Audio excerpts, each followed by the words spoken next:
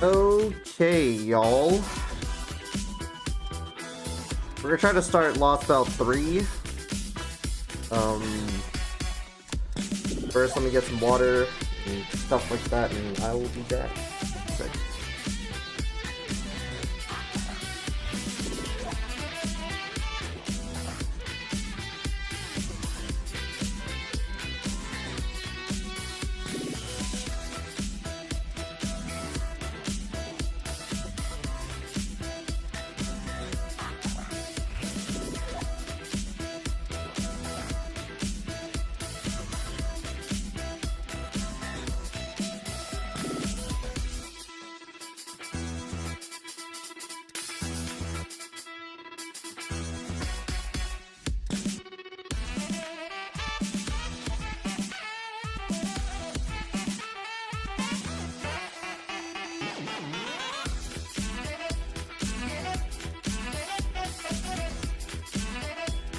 Alright, we're gonna kill the music here.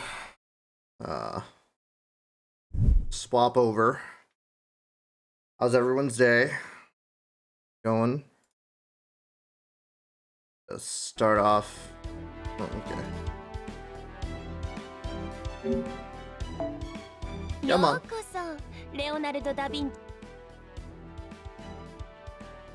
I just woke up, smile. Nice.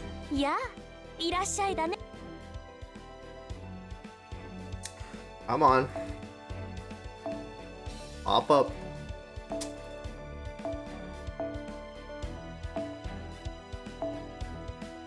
Oh, there it is. Alright.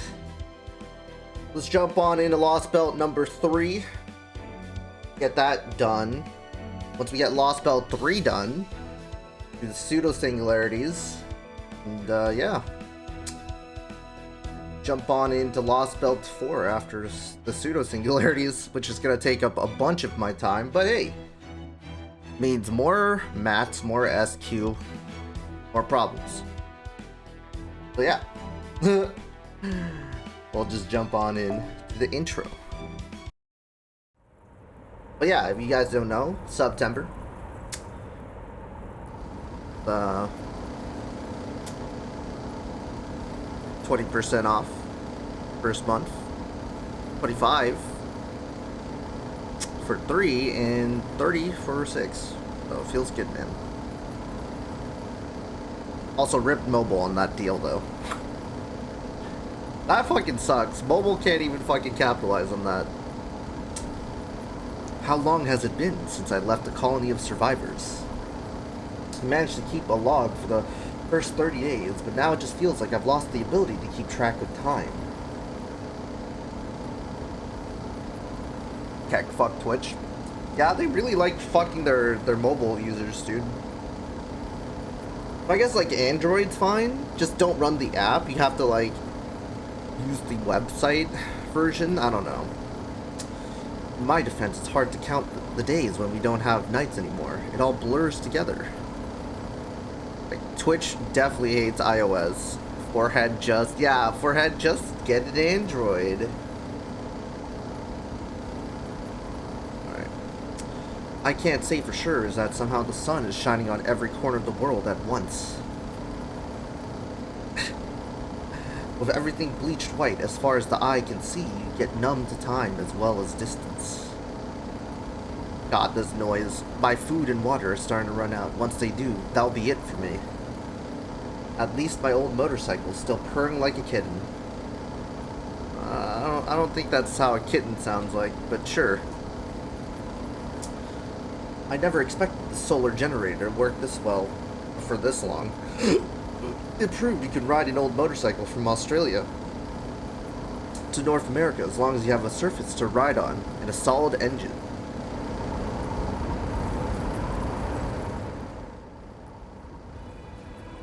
All I drive over seems to be endless white wasteland.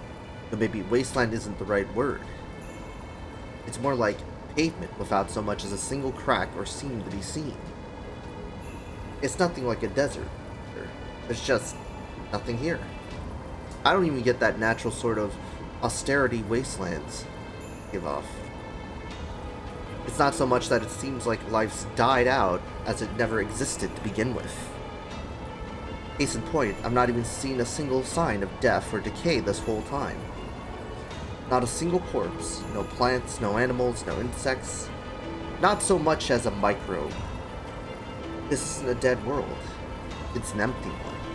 There's nothing. Not even bacteria to make food spoil. It feels clean. Too clean. Never mind that last bit. Must be more tired than I thought. I'm getting overly sensitive. I could see an unnatural shape just up ahead. Probably more remnants.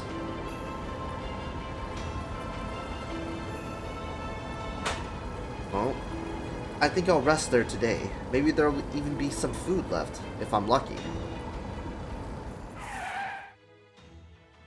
I wonder who it is. Remnants in the case are areas that somehow escaped the reset, or more places that remain in part despite being reset. Wait. Didn't they just copy? Oh my god, dude. Didn't they just copy LostBelt 2's design here? Oh my god. Cutting corners like usual. The colony I left behind was situated in one such remnant. If any satellites were still intact, we might have even been able to find and connect with other survivors. Not that it would have made us any less powerless to fix all of this. After all, if that tree were to attack again, humanity would be well and truly gone. Yeah, it really is just a copy and paste of LostBelt 2 at the beginning of LostBelt 2. Survivor 0. Signs of people having been here 1. A single message. No food, sadly, but any port in a storm. Besides, just seeing artifacts of civilization like this again does wonders for my morale, even if it's gutted ruins from a brutal invasion. Oh? David? I shrug my shoulders as I sit down on what used to be a sofa. The shrug is just a desperate ploy to convince myself I'm calm, but strangely, it still helped. Control C, Control V, people dance. FAD. Yeah, it is literally a Control C, Control V here. I play back the only message that to be found. It is essentially the same as all the others out there. I'm scared. I'm scared. I'm scared. Run away. Run away. Run away. It hurts. It hurts. It hurts. Why? Why? Okay. This guy might have OCD. No. Help me. Help me. Help me. Yeah, this is a control... Yo! Not only are they control C-ing, control V-ing freaking the backgrounds, control C-ing, control V-ing this. The dialogue, dude. Yeah, LostBelt 3 officially the worst... the worst writing of all time, Trophic. Worst writing of all time. Please forgive me. No, I don't. No help. There it is again. Why? Why were these people attacked? Why were they erased? I did my best to recall that day calmly and objectively, the year when Earth fell to invaders from another world. No help. No help. Truth be told, we had time to prepare. Maybe it was only 12 hours, but it was time we could have used. On that New Year's Eve, we lost every satellite around the world in an instant. In consequence, we were not able to observe a single cosmic ray, even as the whole world was reduced to a blank, dust-gray sphere. I know now that it was a membrane in the sky, a dome of sorts made by the tree's branches that was placed over the entire world. But we weren't exactly in a position to sit down and take stock of what happened on that day, not with all the crazy things going on. 12 hours later, Armageddon. A total slaughter, a massacre on an unimaginable scale. Uncountable. Tree things descended on the earth, like so many tentacles from space. Yo, this sounds like a fucking anime that y'all are interested in watching. Know what I'm saying, dude? Tentacles from space, dude. Anyway. They crawled across the world, finding and exterminating all forms of life with unerring accuracy and unnerving tenacity, killing almost every human on the planet over the course of 3 months. Wow. Aliens. Huh? They sound like the Daleks. Doctor Who, Jesus. Yo, is it LostBelt 3, the Daleks? Just kidding now. After that, the trees just disappeared, returning to the sky and leaving behind a blank, desolate world. Even now, thinking about it makes me tremble. Not at the revelation that aliens really did exist, not even the realization that our world, our civilization, had been erased and would never return. No, what scared me was those trees. Tenacity. The way they extended their branches to destroy a person's heart with a single stab.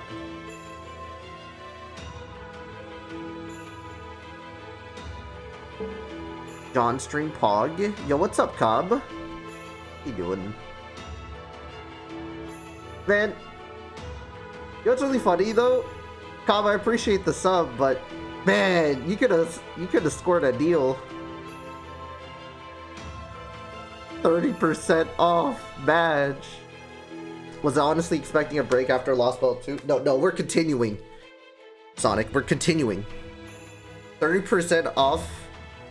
I think it was like, yeah, 30% off on freaking 6 months. I played myself. I know. Could have saved a bunch of money on the sub. Unfortunate. Yeah, it's unfortunate. It's kind of like me when I spent money on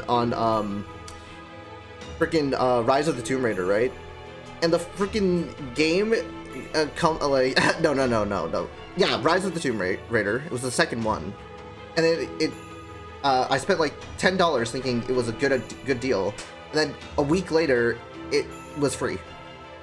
It was literally free. I was so mad. Oh no. You know what's really funny? Mass Effect Legendary Edition. Too. I literally bought Mass Effect Legendary Edition for $60, and then a year later, it's free as well from Twitch. So this teaches me one thing: just don't buy games anymore. They're always gonna come into Epic for free, or fucking like AAA games anyway. Epic for free or Twitch Prime. They do like these freaking drops. Outplayed, yeah. I learned my lesson twice, dude. Like, anyway. Upon their death, people would instantly turn to dust, their agonizing screams still echoing around them. There were no exceptions. Even though these aliens possessed weapons of mass destruction large enough to blot out the sky, they chose not to use them. Jesus. This is like the Fallout universe. Instead, they went out of their way to erase billions upon billions of people one at a time. Like, Daleks. Oh, is this another post-apocalyptic world? With the Daleks, some aliens, like tentacle monsters. They were like some kind of twisted artisan burning with perverse passion for their craft. Those of us who did survive, like myself, only managed to do so by being in hidden underground facilities at the time. Ooh. It literally is. Yo, Sonic, I'm not shit you not. This literally is a copy and paste from like the beginning of LostBelt 2. I remember watching the Mass Effect playthrough. Good times. Yeah, I still have it archived. I mean, I'm pretty sure nobody wanted to watch the Mass Effect 2 one, but, you know.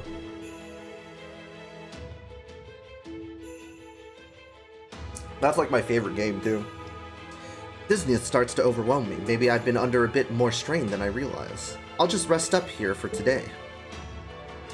Tomorrow I'll set back off on my journey of wishful thinking. I may not have much food left, but assuming I stayed on track, I should be at my destination soon. It's the last place any of our satellites caught on camera. The only place in this whole world that hasn't been wiped clean. An area in southern Nevada. Huh. Okay. That's right. My destination is the Air Force base known as Area 51. Wait.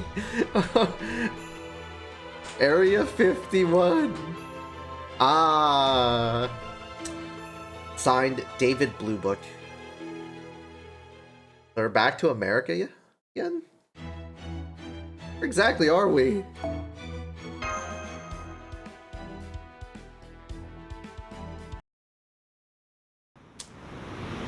Oh, okay.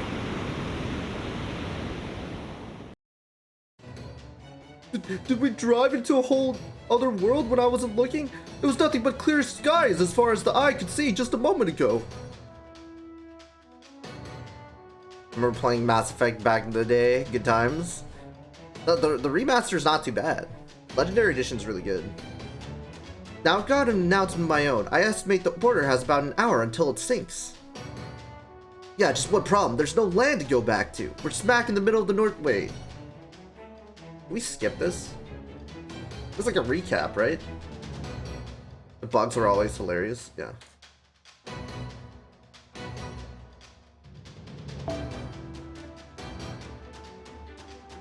Okay,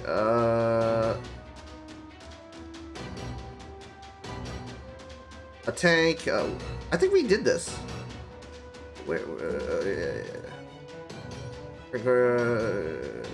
oh yeah. We already did this. Yeah, we already went through this. This is just a recap. Yeah, this is just a recap. If you guys are wondering why I'm skipping through this, is because we actually went through most of the dialogue yesterday. This is a freaking recap. Literally, word for word, a recap. The main thing that's always stuck with me were all the cope ideas about the ending. Dude, apparently there were like 100 endings, but they only dropped us fucking 3 endings. Red, green, or blue. The outcome's literally the same. You die.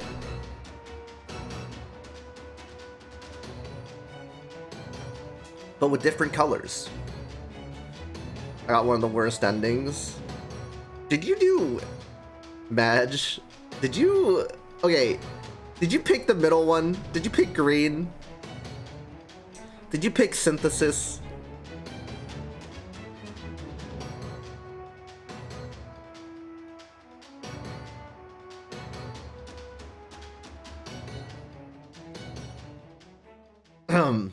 Yeah, you picked synthesis.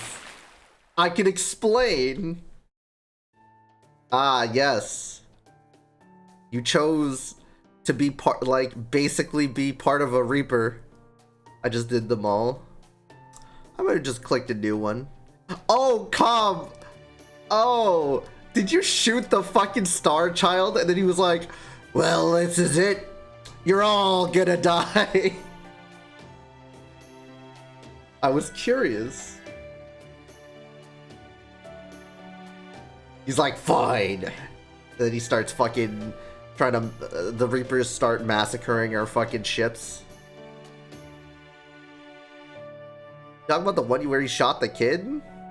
Yeah, you shoot like the Star Child that's like giving you like exposition of what's gonna happen if you make these decisions, right? And then you just choose to like... You shoot him, and then he's like, fine, and then they resume, and then just like destroy everything. Basically, you lose the war, essentially. Because you didn't choose to activate the Crucible.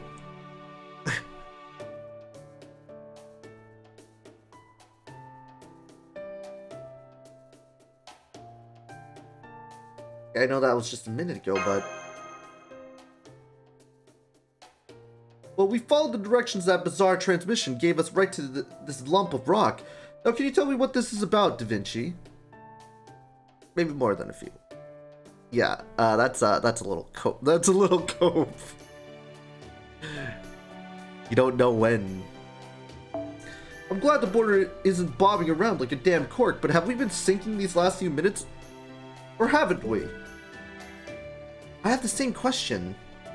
It seemed to me like the border sank underwater before it emerged on the surface. Don't look at me, I didn't do anything. Once we got to those rocks, it felt like the currents kind of carried the border the rest of the way. Looks like I tried to steer us, but the currents were just much too strong. The border sank about 40 meters, but then popped up a good 30. Understandable, Slay. In some way, shooting the kid was more satisfying than some of the endings. I mean, you could say it's the best ending, right? So even though you guys all die, right? At the very least, you guys had the freedom of choice, because the Reapers or the Star Child, who's controlling everything, gave you options, and it wanted you to choose out of all those options, right? So therefore,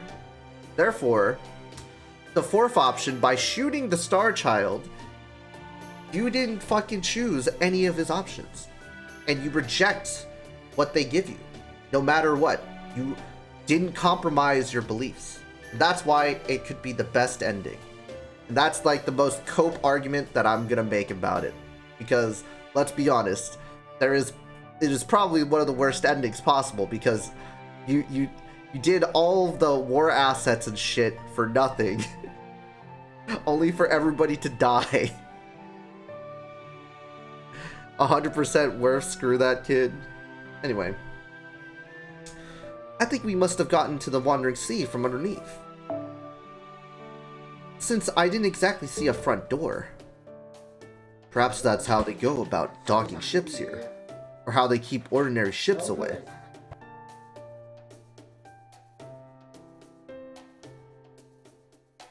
Sounds right to me. I just wish she'd given us a little heads up. She? Oh, she. Does this mean we're at the Wandering Seas docks? That would appear to be the logical conclusion. The issue at hand, however, it is. Are we sure this is the Wandering Sea? And how do we know it's safe outside? Medier, fire up every sensor we got. I want to know everything going on outside the border. Roger, but I've already been doing that. I'm not picking up anything at all.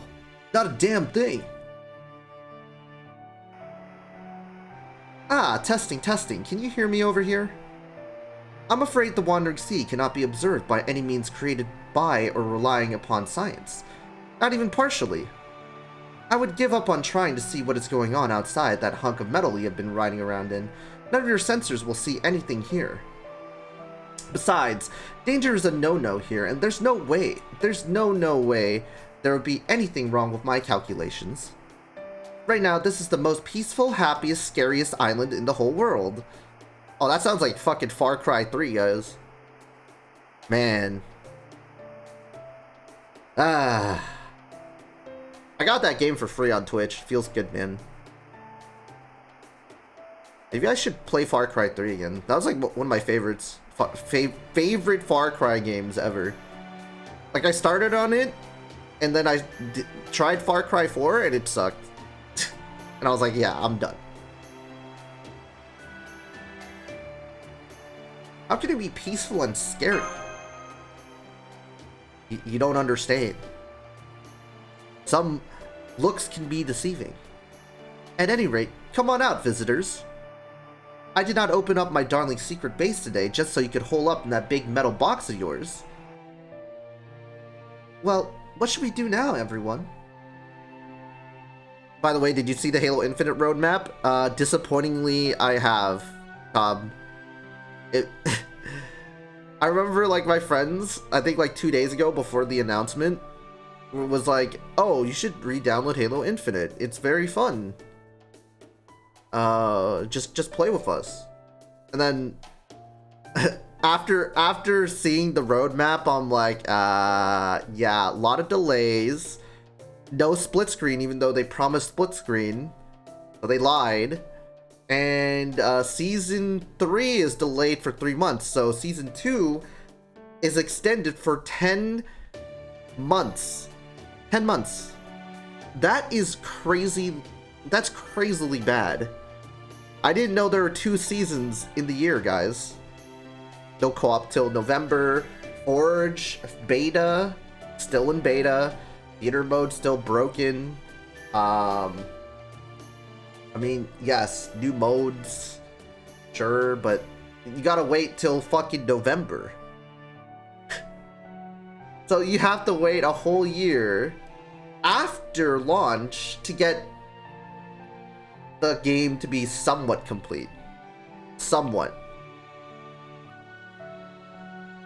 Man, I feel bad for Halo fans. It's at this point, all the casuals and all the people outside of the huge Halo circle already view the game as dead. And on that, even if they hear the announcement, like, nobody wants to jump back on it, right?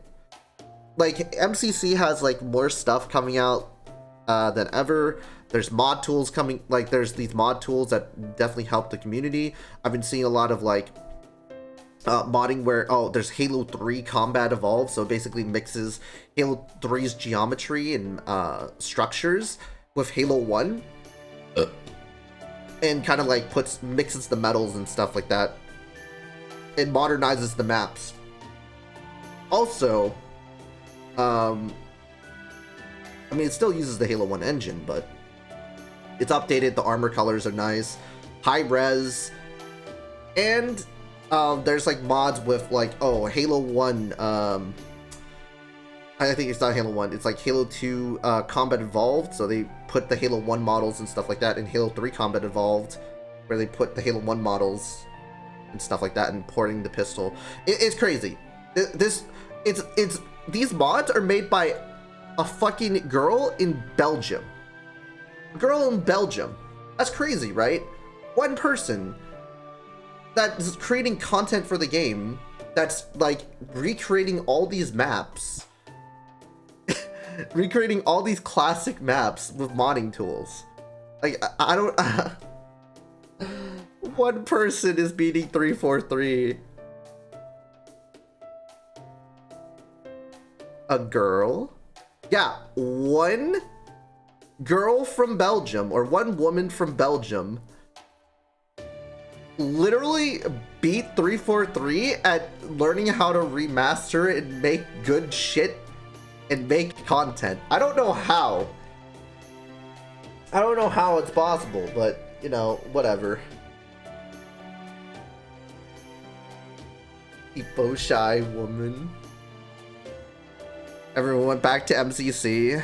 Just give it to a new company at this point. Yeah, at this point, I'm not surprised. Look, I love Halo, right?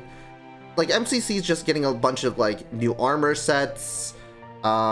Just, they're improving their custom game browser. They're adding Steam Workshop. So, basically, I hope... so, it could be later, Steam Workshop support. So, you guys know how, like, Left 4 Dead 2 and all these other, shenanigans with Steam Workshop with games, right? You could download these, like, mods through the Steam Workshop, so you don't have to download the mods individually and mess with your file folders. If they can integrate that, that would be really, really good. Because look, they had Halo 3 ODST Firefight ported, which is awesome. They have split screen working, co-ops working. Like, they're planning on doing more UI changes to make it more seamless. They're adding, like, it's crazy, man. MCC just has more stuff in it. And it's a smaller team. They're not even 343. They're not even part of 343. It's another fucking small studio. Alright, gonna go play H4 mod check. Yeah, there is yeah, they're actually doing H4 mod tools too. As well. They're releasing H4 mod tools. So you would probably expect, like, people to start modding, like, Halo 4 to, like, oh, make it look like Halo 3 and stuff like that. Make it a little bit more modernized.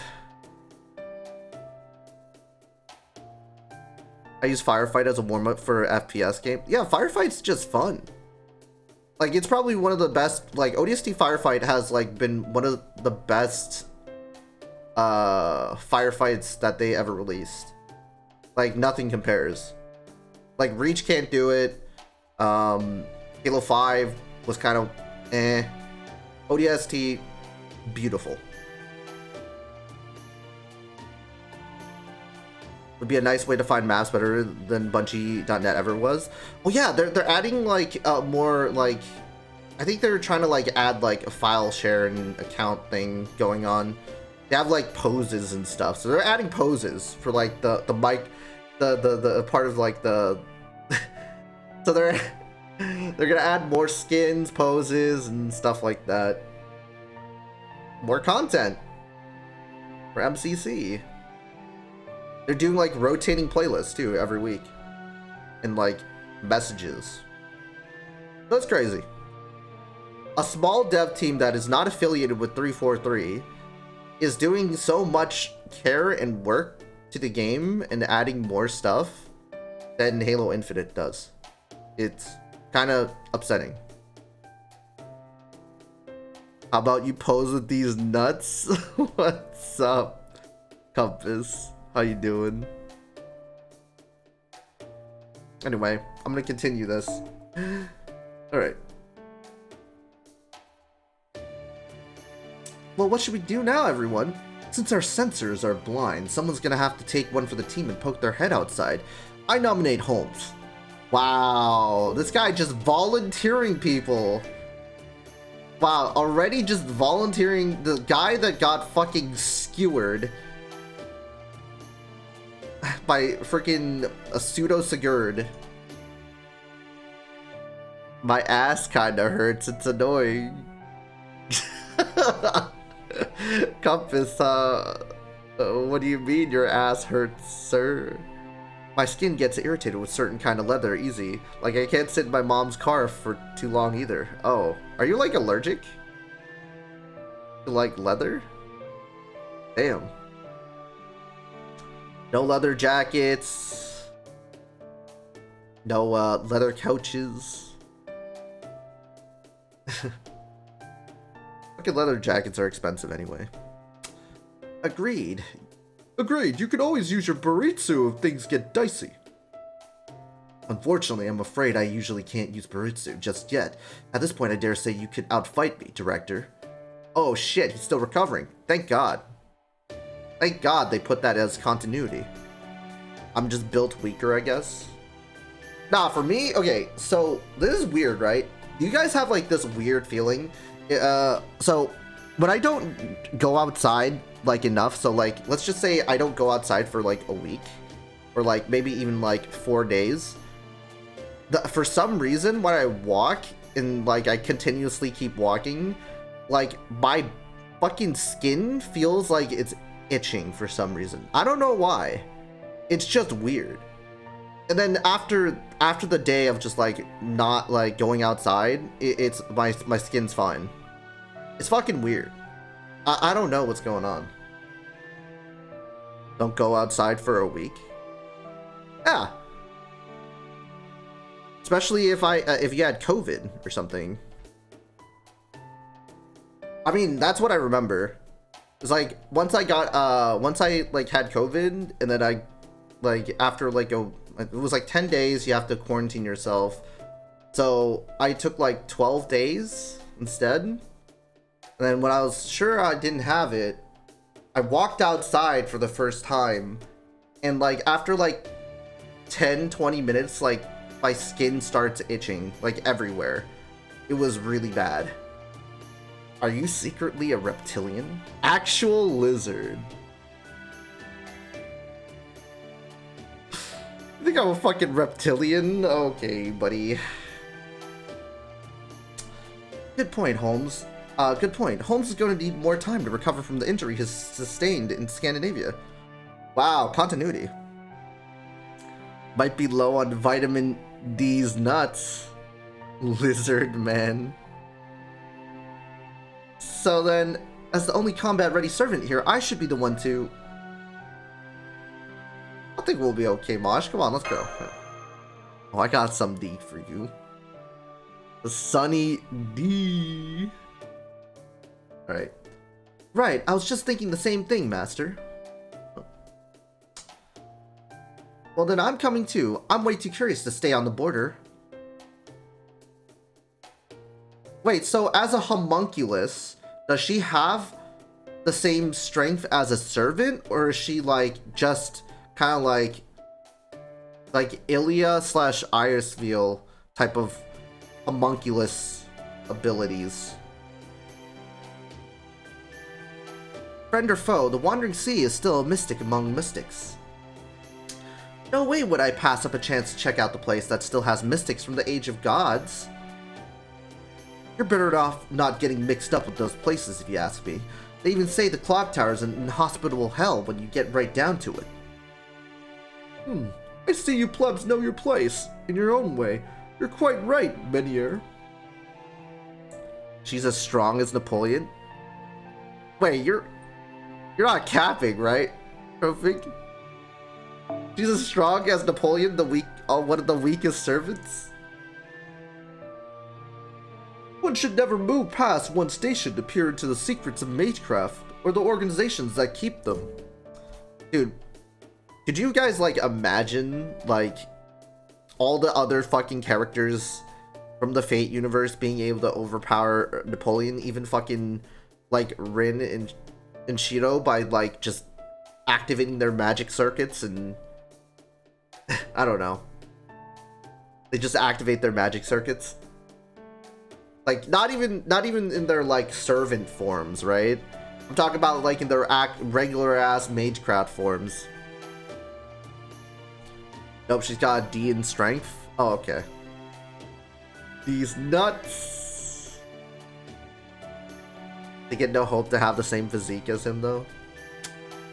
Wow. Alright. One should never move past one station to peer into the secrets of magecraft or the organizations that keep them. Word off, you wanted to become a lord. Hypocrite. No, one should never move past one station. Hypocrite.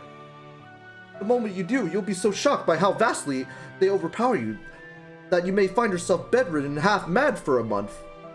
Oh, are you speaking of personal experience, dude?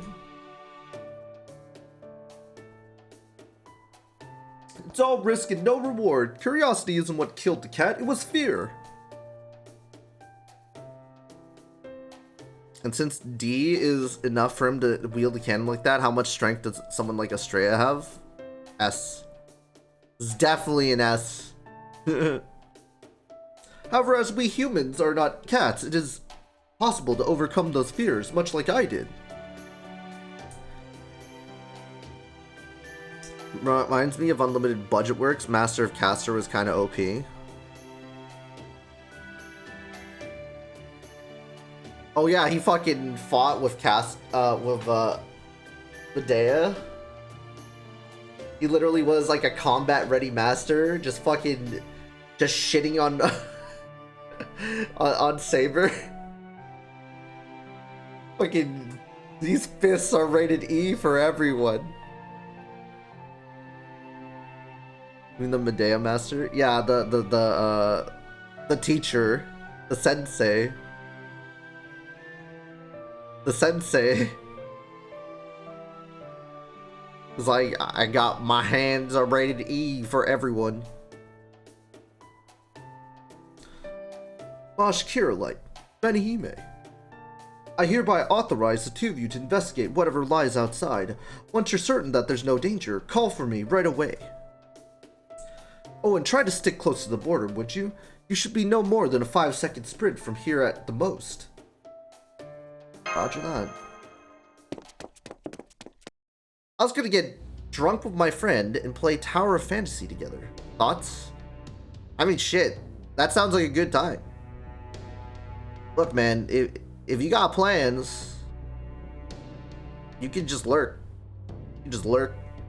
Hang out with your buddy. Does sound like a great time. Alright, I'm going to open the border's port hatch now. Are you ready, Master? Don't sell any 5 stars, Monka S. Yeah. All set here. I've got your backs. I may not be much use in a fight, but I can make damn sure nothing gets by my defenses. I mean, it'll be in a few hours. I just want your opinion. Rock is like, bullshit. Thank you, Da Vinci. Opening the hatch now. Yo, Raka, I saw you in Miss Chat, like, in a video. I was like looking at, his, he was doing a Berserker tier list. Berserker tier list. And I was like, oh, okay, these are, and then I see Raka right there, dude. Hello, everyone. See Raka pop up in his chat. Dude. Oh well. Also, it was pretty funny that like someone was being a fucking asshole in the video in the Twitch stream, and he kept that in instead of editing it out. So that was like.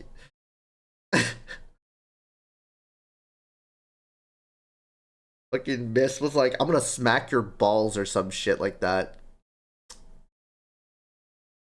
He was like, you better watch yourself or I'm gonna smack your balls. I'm paraphrasing, but it's around the same. I think it's like the same thing. I don't really recall what he really said. It's kind of a paraphrase, but it's among those words, pretty much.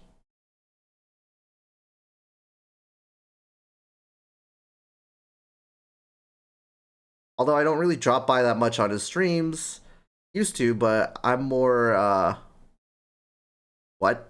I'm more nibble now? Huh? Wait. What? Nibble? Nimble. Okay. You mean you diversify? It's incredible. Wow, this place is amazing. Oh shit. Look, Mosh. Look, Benihime. Like a little girl.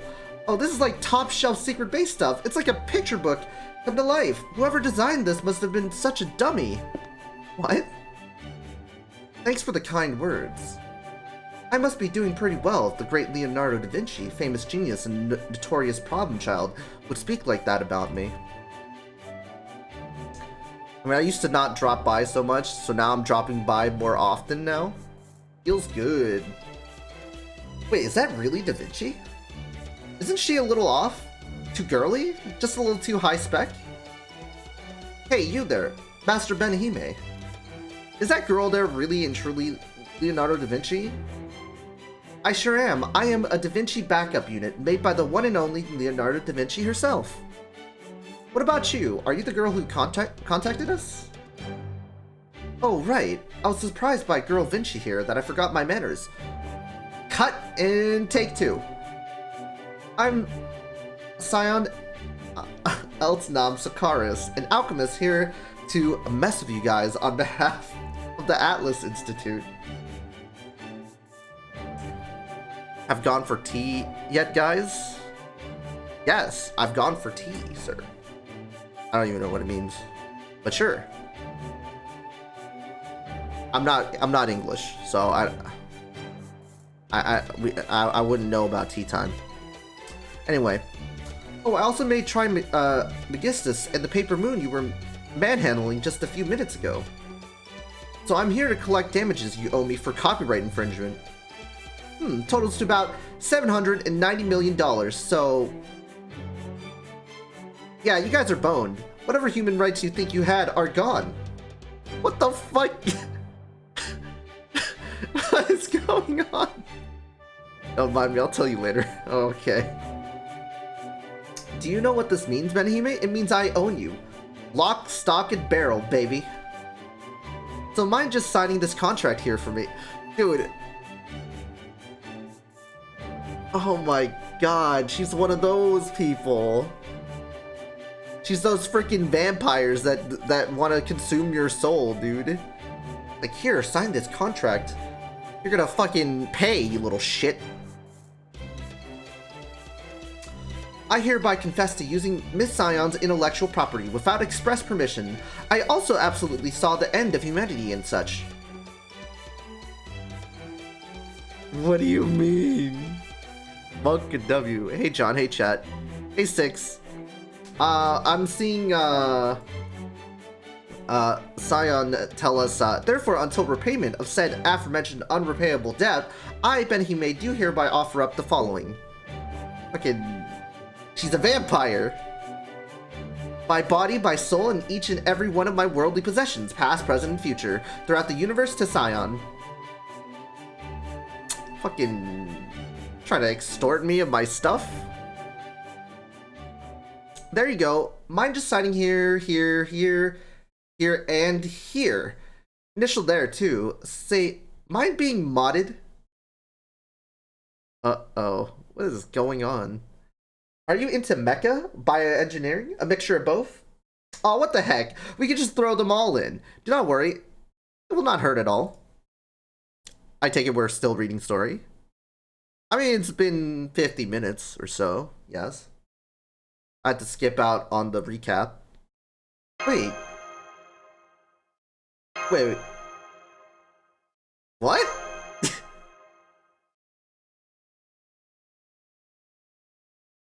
Also, isn't it pronounced Shion? Is her name Shion? Scion, Sion. Sean.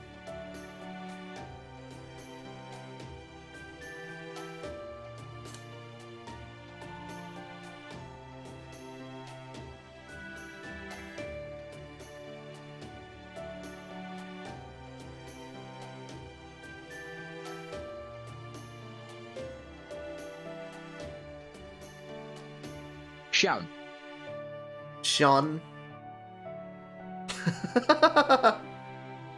Sean. You should call her Sean just to mess with people. I looked at the pronunciation. Sean. Also, I wasn't shitting you. I thought that was the pronunciation. Okay, her name is Sean. Yeah, her name is Sean now. Just kidding. You do not owe me anything. I was only messing with you. Okay, Sean. Besides, I was using old Zimbabwean dollar values, so you could actually have paid it back anyway. How about some Monopoly money? I could pay you some Monopoly money. Might be wrong, though. I mean, shit. I got the worst pronunciation in the world. You're fine. Anything that is not an English name, I'm probably gonna mess up. Sorry, I might have gotten a little carried away there. You will have to forgive me. I've never actually done this before. I know I sort of struck first, so to speak, when I contacted you earlier. So I was being all formal to try and put you at ease. If she's after your money, does that make her Sean of the Bread? God damn it. That's,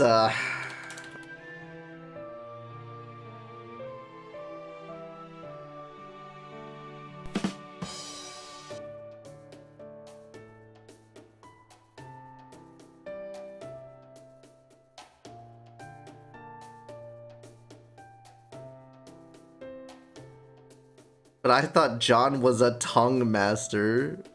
Wait, what? Mr. Krabs? Now, she might be just Mr. Krabs. But as you can see, I'm not really like that. Just your everyday mild-mannered alchemist here. Be right back, my cringe glander. Yeah, it was... Yep. That makes sense. You spoke so fast I didn't realize it right away. But there's no way anyone from the Atlas Institute would be so quick to pull out a contract. I see, an advanced technique designed to better break the ice during our first encounter. Mosh, no, you're taking it too literally. She's just messing with us.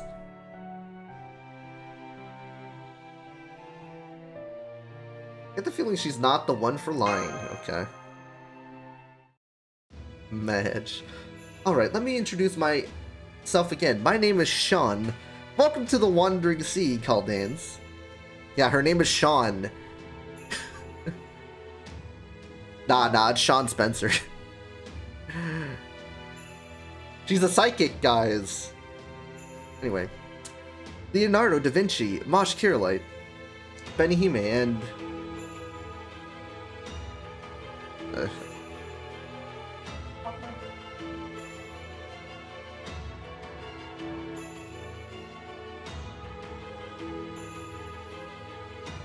Senko, we need to see Bruton Gaster.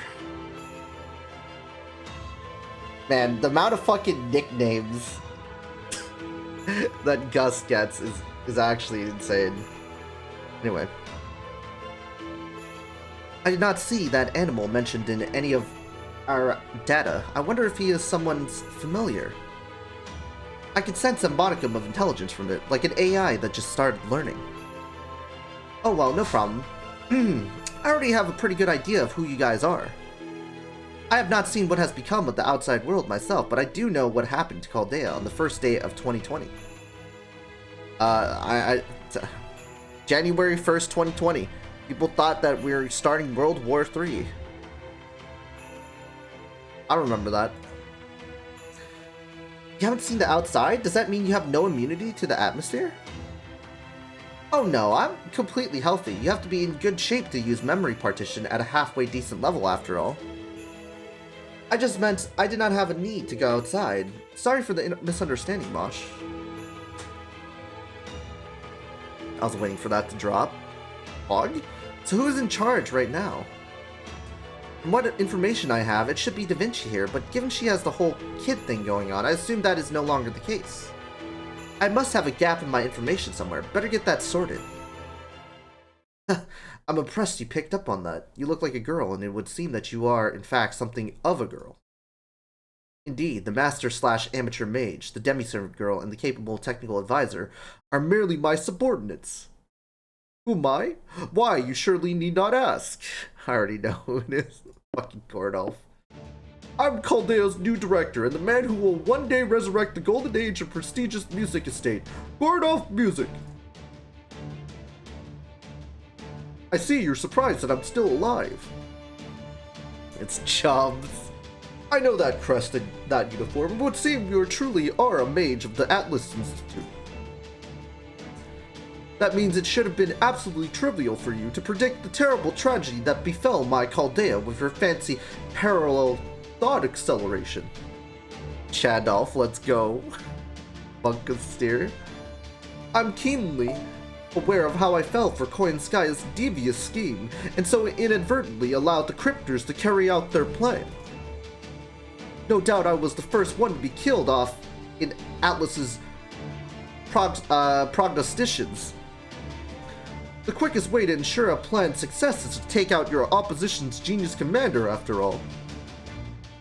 But, as you can see, I survived. For no matter how poor the road conditions, how dire the weather, or how far behind I may be, I will never retire before the race is over. Ah, you are Gordolf, right? I'm not surprised you are still alive, given your specs. Huh? You're not? Your odds were not great, but they were also not zero. I figured you would make it out of there as long as you had solid help and backup. No, it was the servant behind you that surprised me. Would you mind telling me your name? Ah, yes, I do beg your pardon. I was preoccupied with keeping our new director safe, since he insisted on venturing out to see what was going on for himself. You know, it's actually surprising that Gordolf, of all people, is starting to fucking walk outside. Wasn't he, like, in the last LostBelt, saying that he should stay inside to be the commander and whatnot? Man, shit has changed. Shit has changed. I wonder how long between LostBelts it's been. Right? Like, LostBelt 2 to LostBelt 3, like, what's the timeline? A week? 2 weeks? 3 days? I don't know. Anyway. 5 seconds. Yes, 5 seconds. 20 minutes. Nice. Yes, I do beg your pardon. I was preoccupied with keeping her. Yeah, where are you saying that? Didn't it just pick up where you left off in LostBelt 2? So, like, a day? Like, how long was LostBelt 2? Okay, so LostBelt 1 was probably, like, a whole month. LostBelt 1 was, like, a whole month. And then you jump right into LostBelt 2, because there was, like, an emergency. Sort of. And then I think it's, like, a day later, maybe? I'm not sure. Like, one day in LostBelt, like, they hung out for one whole... Nah, it's gotta be, like... I think it might be just one whole day, actually. Now that I think about it. Because they slept off in the cave. Then they got imprisoned. Maybe a day... What? A day or two, maybe? At the most? Or at the minimum, I guess? A day or two? They were imprisoned. They got out. And then they started fighting. They got back to the fucking shadow border. They fought at the bridge. Fought the bridge again. Killed fake Sigurd. Stopped him. Went all the way away. Yeah, maybe. Never came back for her soup. Yeah. Probably at least a week. Yeah. Like, how long were you in LostBelt 2? Good question. Hung out with Gerda. Never came back for her soup. Yeah. Never came back for her soup. 3 days? Maybe 3 or 4 days? Because I'm, like, trying to recall, like how long, like... how long Lost Belt 2 was from from the time span. And then 3 to 4 days, and then we just jump right in. We escape with no sleep after fighting off a fucking, like, all these fucking people. Skahawk and Surtur. Huh. Okay. Travel time, John. Yeah, I'm trying to think, guys. Trying to think. I'm like, 4 days? I think it's 4 days. Hypothetic. I don't know. 4 days in Lost Belt 2, and then like it was like a month in Lost Belt 1.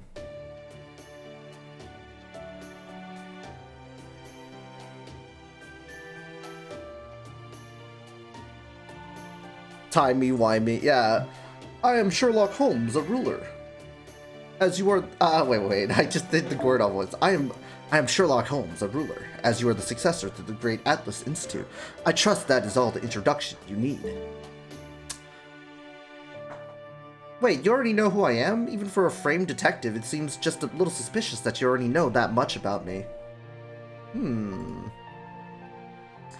Elementary, my dear Miss Shawn. Your middle name, Eltnum, tells me all that I need to know. From there, all I need is contrast your behavior with our current situation, and the answer all but presents itself. Yes, you're just quoting from her file. Now, don't go giving the game away, Miss Benihime. You touched Tri-Hermes? Ah, now I see. This must have been during the 6th singularity. Wait. She knows about that? I read about that in the report to the Mages Association. Oh yeah, it was... They did give us, like, a year. Like, it took, like, a year until, like, the first Lost Belt. So, technically, they got the reports very early on after we beat it. Yeah. So she could have read it within that year. Okay.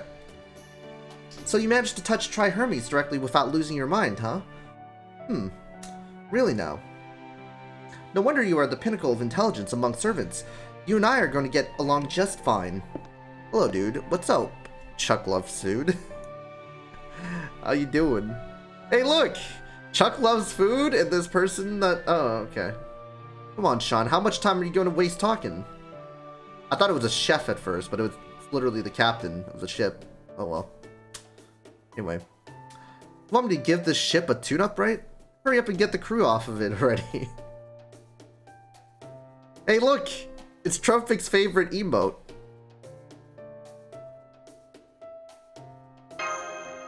Hey Chuck, we gotta stick together. People keep fucking asking us the fucking same questions probably. Stare. I'm gonna say this. Dude, we're gonna... okay, do you get the same questions like, hey Chuck, do you really love food? Hey John, do you really love gaming? Anyway.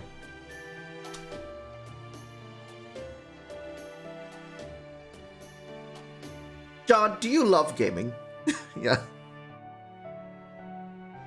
I love food. Fuck it, I couldn't live without food, literally. Yeah, I love food too. What? Do I have something on my face? Kinda rude, aren't you? Ooh, right. Sorry about that. You don't have to apologize. I already know humans are rude. It's in your nature. You're not human, you're a servant? Yes, they asked me what's my favorite food too. It doesn't look like you do, John. Dink donk, dink donk. No. I mean, shit. Like, let's be honest though. Whenever someone asks me, like, what's my favorite food, it's impossible, because I like so many foods. My favorite food is sushi and eggs, both tied. Yeah, I can't narrow it down to one thing, because, like, if I say, like, let's just say, like, it's just really hard. I love a lot of foods. You like this? Ah, Senko. Yes. I do like this chat. Anyway. All that magical energy. Are you a servant? Does this mean the Wandering Sea is also capable of summoning servants?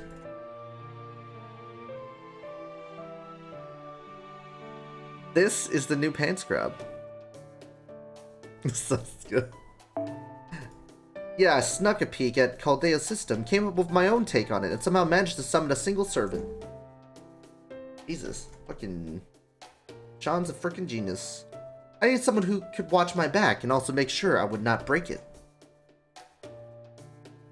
Everyone expects me to be a fat ass, but I'm actually in shape. I mean, I didn't expect you to be a fucking fat ass. You know, some people who love food so much, they fucking work out super hard just so they can eat more food. And what's up, Sengoku? How you doing? Everything's like, I'm not in shape. I love food and don't work out.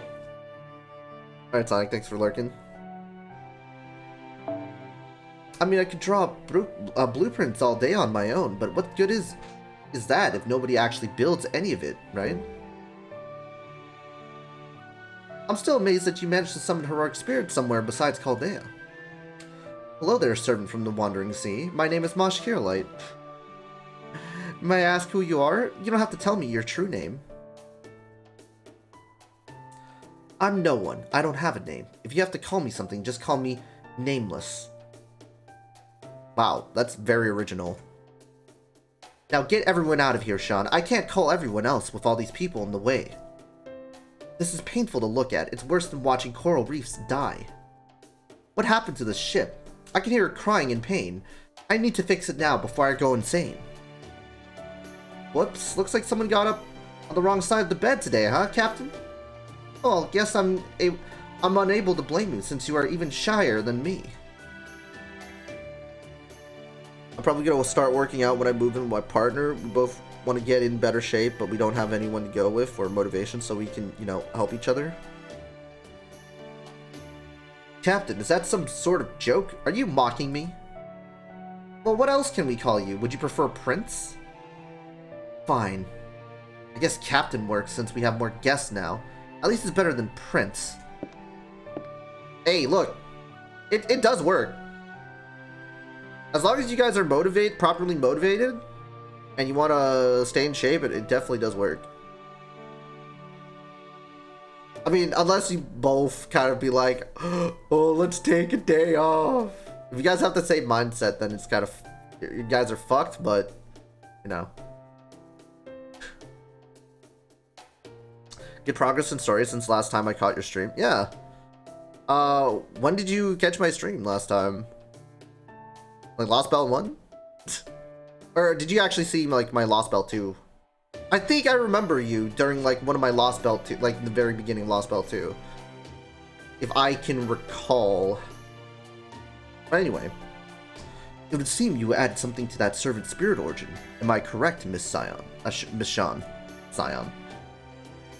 Yeah, Phantom Spirit. One cannot summon a decent heroic spirit without Masha's shield, you understand? Oh yeah, Jen, what are you gonna do when you catch up the story? Are you gonna delete your channel? No, I'm not gonna delete my channel, Compass. What are you talking about? I want to be able to do whatever I can. You know, spend my AP. Be a React Andy streamer, you know? That's terrible. Oh, I don't know. Yeah, LostBelt 2. Dude, do whatever, huh? Look, Compass. There's still gonna be events to do, right? There's still gonna be events to do, and let's be honest. When I'm done with LostBelt 3, or when I'm done with LostBelt 3, I gotta do the pseudo singularities. We still got like what, 4 months left. I could probably do 2, maybe 3 pseudo-singularities. I guess I can skip Agartha, technically, since people don't want me to go through Agartha. Unless you guys want me to suffer, I can do that. Be a farmer like us all! Yeah, I'm gonna be a farmer, guys. But yeah, so New Year's arrives, and then they drop new content, which they're gonna drop like LostBelt 6. So that's another LostBelt that I gotta do. And then once I'm done with pseudo-singularities, I think like around probably December once I'm done. But that's hoping if I'm on track, right? Well, actually, it's 3 months now, so if, hopefully I can finish the pseudo-singularities. Get that done. Get to LostBelt 4. Finish LostBelt 4. Get the LostBelt 5. And then there's like part 2 of LostBelt 5. And there's LostBelt 6. So I think realistically it's gonna take about until May. But then there's gonna be events in between too. So we'll have more, we'll have content. It'll take me like probably a whole year to catch up.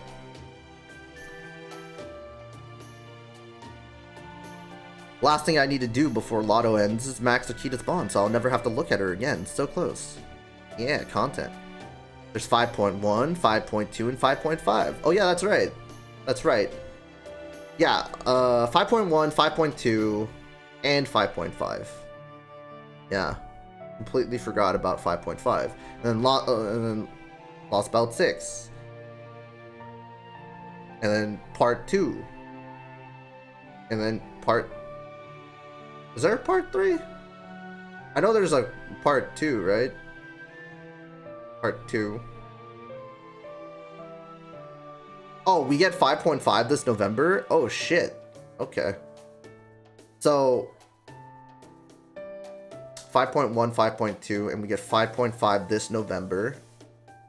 Yeah, I'll have plenty of content. I'll have plenty of content. Yeah, content, yeah. I'll have plenty of content, guys. I would say I'll catch up in like a year and a half. Probably. I don't know. A year and a half? Since I was missing powerful holy relics like that, I had to make do with whatever I could scrounge together to make his spirit origin. But do not ask me to reveal his true name. That is something a servant should choose to do. True. Once Captain trusts you guys, I'm certain his identity will become clear. I mean, 6. We should be getting LostBelt 6 next year. And then I don't really remember, because I know that there's LostBelt 6, and then there's like a part 2. That's all I remember. That's all I remember. That there's like a LostBelt 6, and there's a part 2, and then that's it. Because people keep saying, yeah, should be around spring or so. Yeah. Yeah, I'll take a year or so. Anyway, right now it's just me and Captain here. I promise there is nobody else around, so feel free to bring the rest of the Shadowborders crew along. Oh, by the way, there's going to be a GSSR on December or January? I prepared a room for the staff where they can relax and rest up, but I'm afraid I will have to ask all of you to join me for a little longer. Yeah, around New Year's Eve / day. Yeah, I know. New Year's GSSR. That's gonna be fun to look through. I've prepared a room for the staff where they can relax and rest up, but I'm afraid I will have to ask all of you to join me for a little longer. I can imagine how exhausted you must be and would love to sleep in a proper bed, but that must wait. This is just the entrance. See, come on, I'll take you to the command room. Wait, so when's the ticket exactly? Is it like a little bit later in year 6? I don't really remember when the ticket comes. Is it like March? Like around March, you get the new ticket. Did you do GSSR this anniversary? Yes, I did. I got Bunny Toria.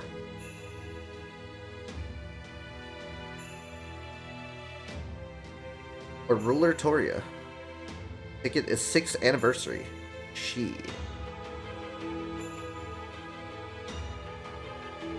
It's an early year, I think. Then there's a second SSR ticket for 6th anniversary. Where can I find the GSSR lineup?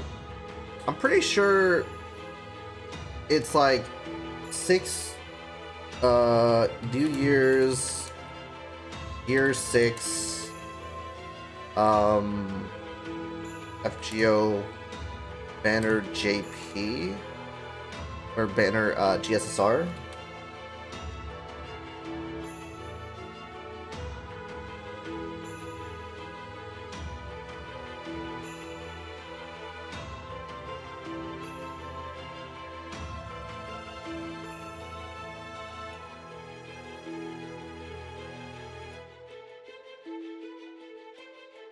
It was like 2021. Yeah, New Year GSSR 2021.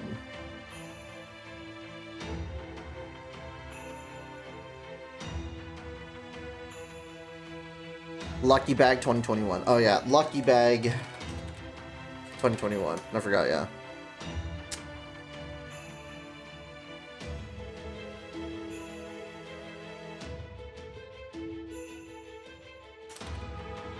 Lucky Bag 2021 New Year special. So 3 nights. Ibuki, Doji, Saber, Okita, Shiki, Saber, Archer, Artoria, Ishtar, Rescue. Actually, I'm just gonna pull it up. Hope links are fine. Yeah, we can just do this. But yeah, so. And you got Benny Enma, who's pretty cool. We have Sei, Shogun, Archer, Gahak, and the 4 horsemen. You got Vinci Rider, Castoria, Murasaki, Kama, Semiramis, Musashi Berserker, pretty good. MHX. Oh wow, Rider, Alter, Reigns, Scotty. Damn, okay, Scotty Caster, Nero, MHXA, Raiko. Oh my god. That's not bad, actually. This is not too bad.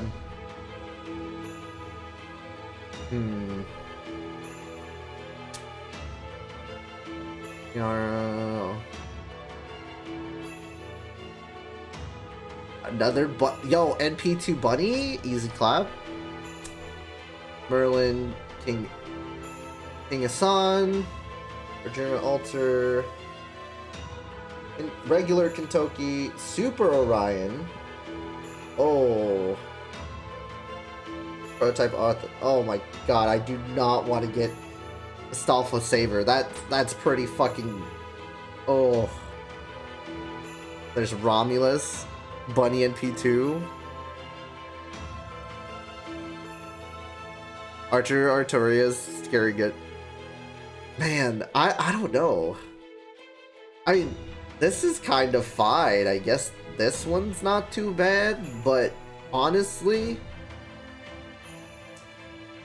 this one's, I think, is the best one. I mean, I don't mind an NP2 Vinci. And if I get a Castoria NP2, well, shit. Musashi Berserker's fine. Kama's great. I'm not really a Semiramis fan. Murasaki's eh. Ilya, eh. MHX is fine. I'm doing red 3.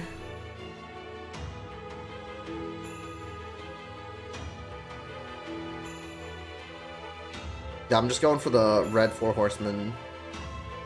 The first 4 horsemen.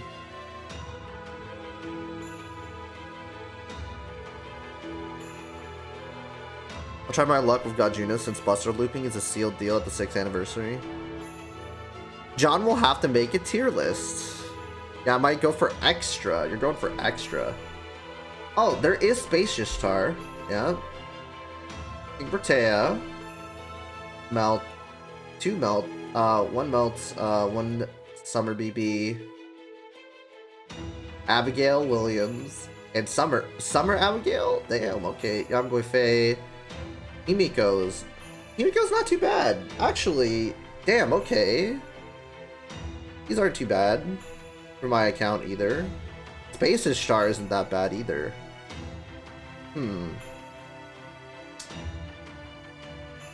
Although a Sky Ruler is pretty good. Would definitely help with quick. If I have quick servants. God Juna best waifu. White Horseman or White Extra? Oh, there's Merlin, Gajuna. Oh, that makes sense. Ijikata Tojiso. I don't know who that is. Iskandar. Ivan the Terrible. Merlin. Oh, these are kind of solid units. I would say these are solid units here. I mean, Ivan, Merlin, Hassan, Arjuna, Toki, Berserker. I just haven't used him. And for Maid Altar or Rhymes, worst poll would be NP2 Slotty. Slotty. You mean Scotty? But I'm tempted to go for that Castoria banner. Yeah, the Castoria banner is not too bad. Because one, I get a fucking insane, you know, assassin. Also, she's a soccer face.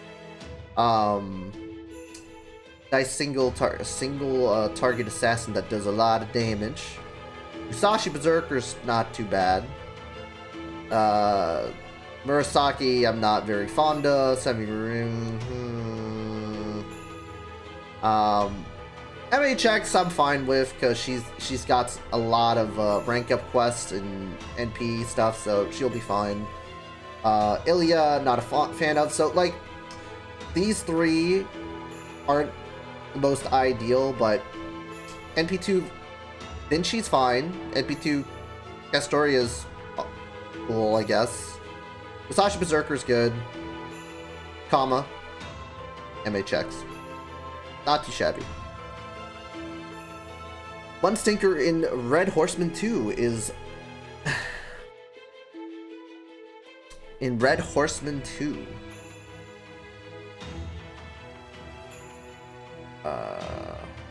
Okay, Rider Alter.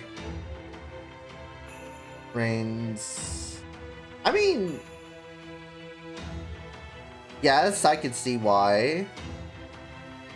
I mean, Nero Claudius Caster, Da Vinci, regular Da Vinci, Cleopatra, and Shootin' Doge. I mean, this banner isn't too bad, I would say, you know. I mean, the only ones that I would probably look for is Scotty Ruler. Oh, it's not Scotty Ruler. Scotty Caster for quick.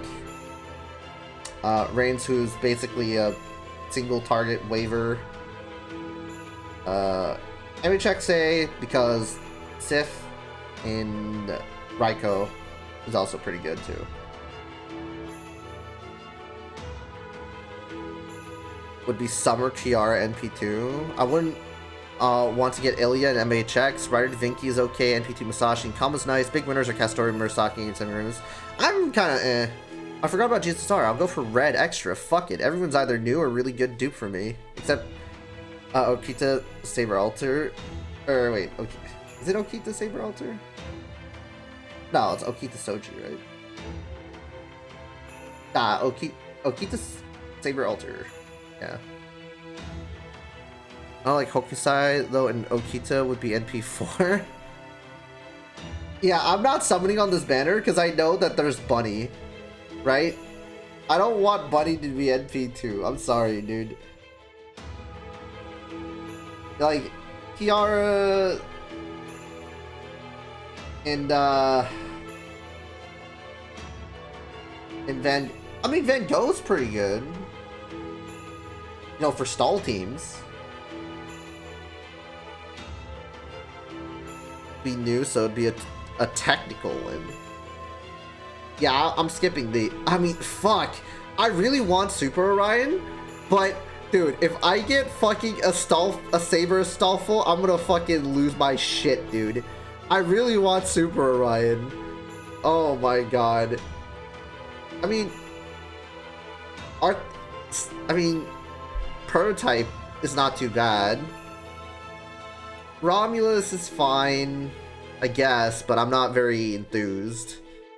Gilgamesh is good. I'll be okay. Sigurd's not my favorite either. But I do want Super Orion.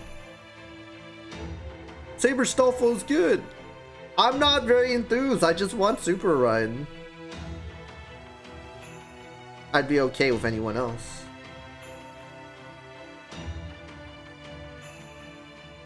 Yo, 6, what if you get, like, NP3 prototype? I consider worst case scenario when picking GSSR banner. Yeah, that's the problem, is that the worst case scenario is literally for me to get a Stolfo Saber, right? Because there are just better, they're just generally better Saber units in the game, right?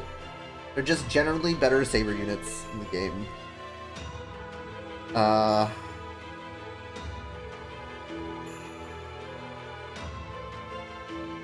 Yeah, he's not good. White 4 Horseman for me has Dick Wizard, King Hassan, God June, of course, 3 great new picks for me. I have NP3 already, but I will take an NP4 so I can get him level 120.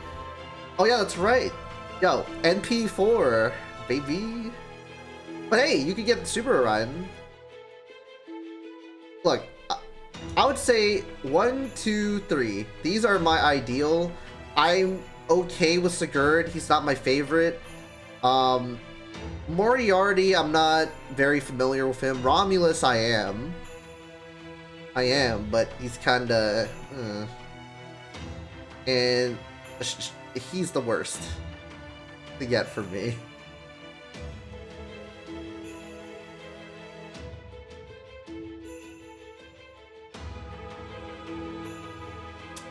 He got a buff and it's now comparable to Okita.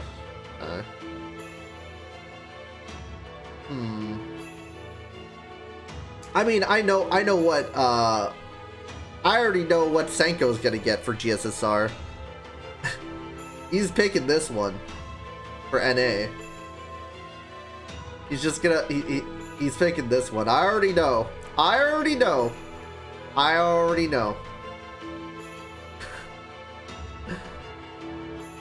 Tama Lancer, Scotty.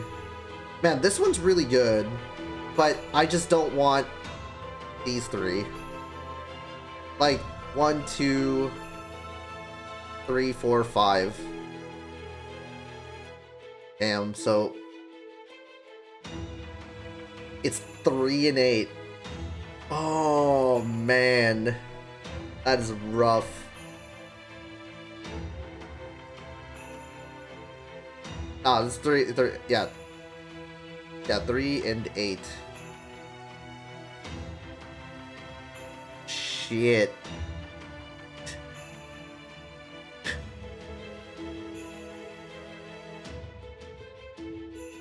37%.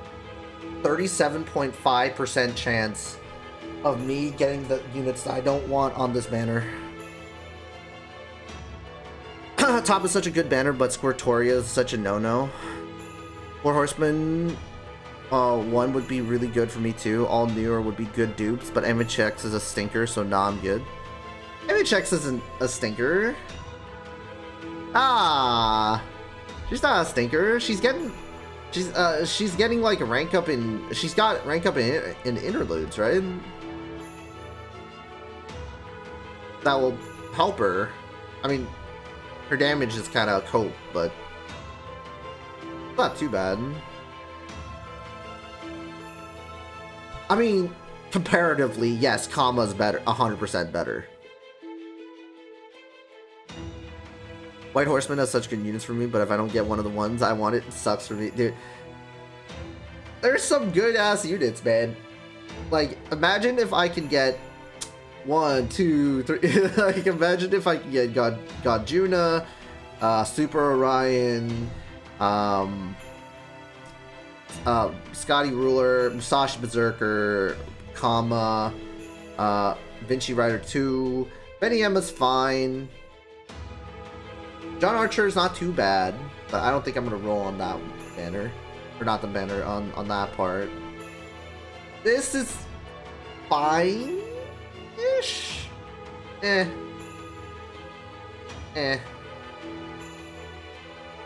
Super Ryan's so worth. Dude, but it's like, what?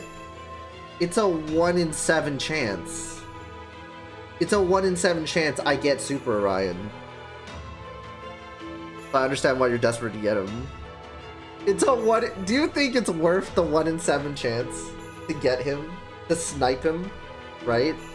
Like, I want Super Orion. Like, if I don't get him, then Proto Arthur and Gilgamesh are fine. But that's still, like... Ooh. 3 out of 7.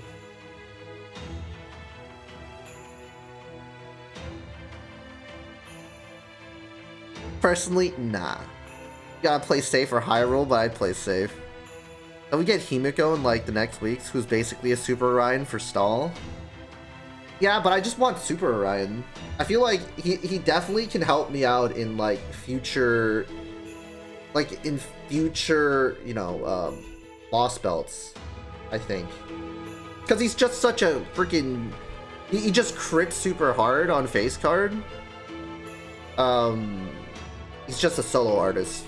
Essentially what I'm saying is he's a solo artist.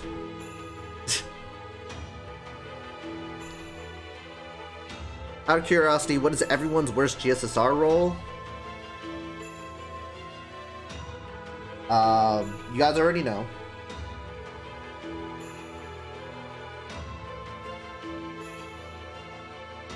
What's King Hassan? I was mad about getting Cleopatra. Haven't had one. Okay, listen, when you said God Judah, aren't you really particular on who you want to roll for, John? Yeah, I'm very particular. Look, if okay, I'm gonna say this. Okay, if Da Vinci, Castoria, Musashi Berserker, Kama, I mean, I guess MHXA is fine, but I don't really. I mean, we could kind of throw that out of the way and make room for like Super Ryan. If these were in like a banner together, right? On the GSSR like banner together, or just like one of them, dude, I'll be rolling on that shit, man. Or even Scotty Ruler, I'll take it. Like, combine them there, but we know what happens, right?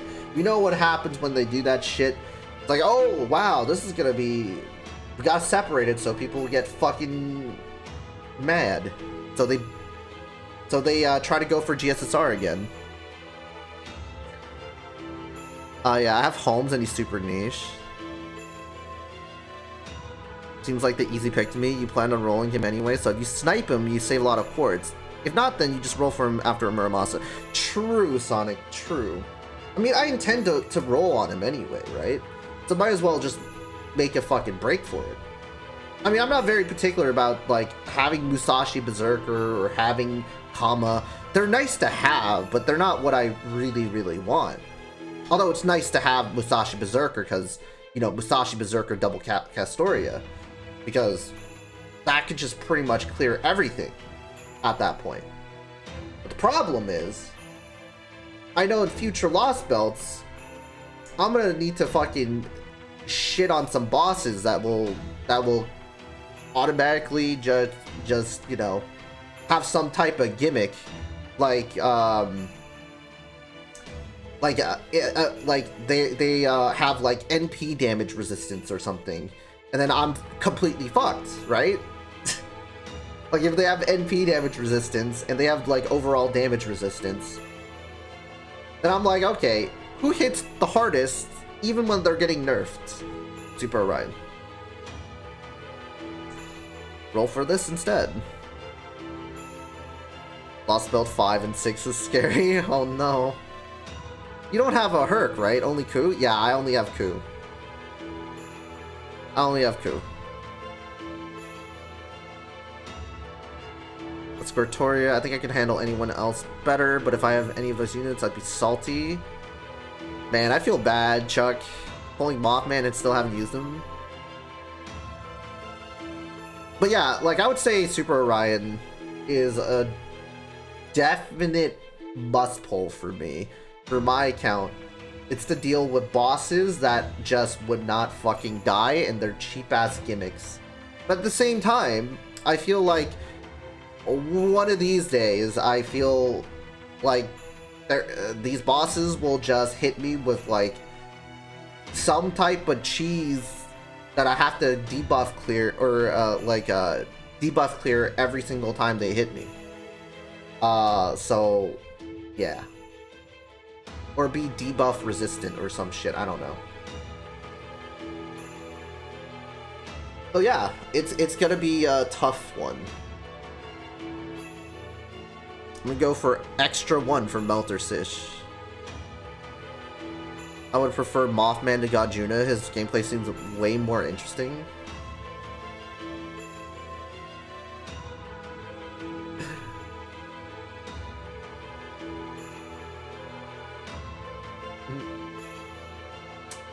I mean, Godjuna's great, but, you know, Berserkers. Godjuna's just brain dead Buster Zerk.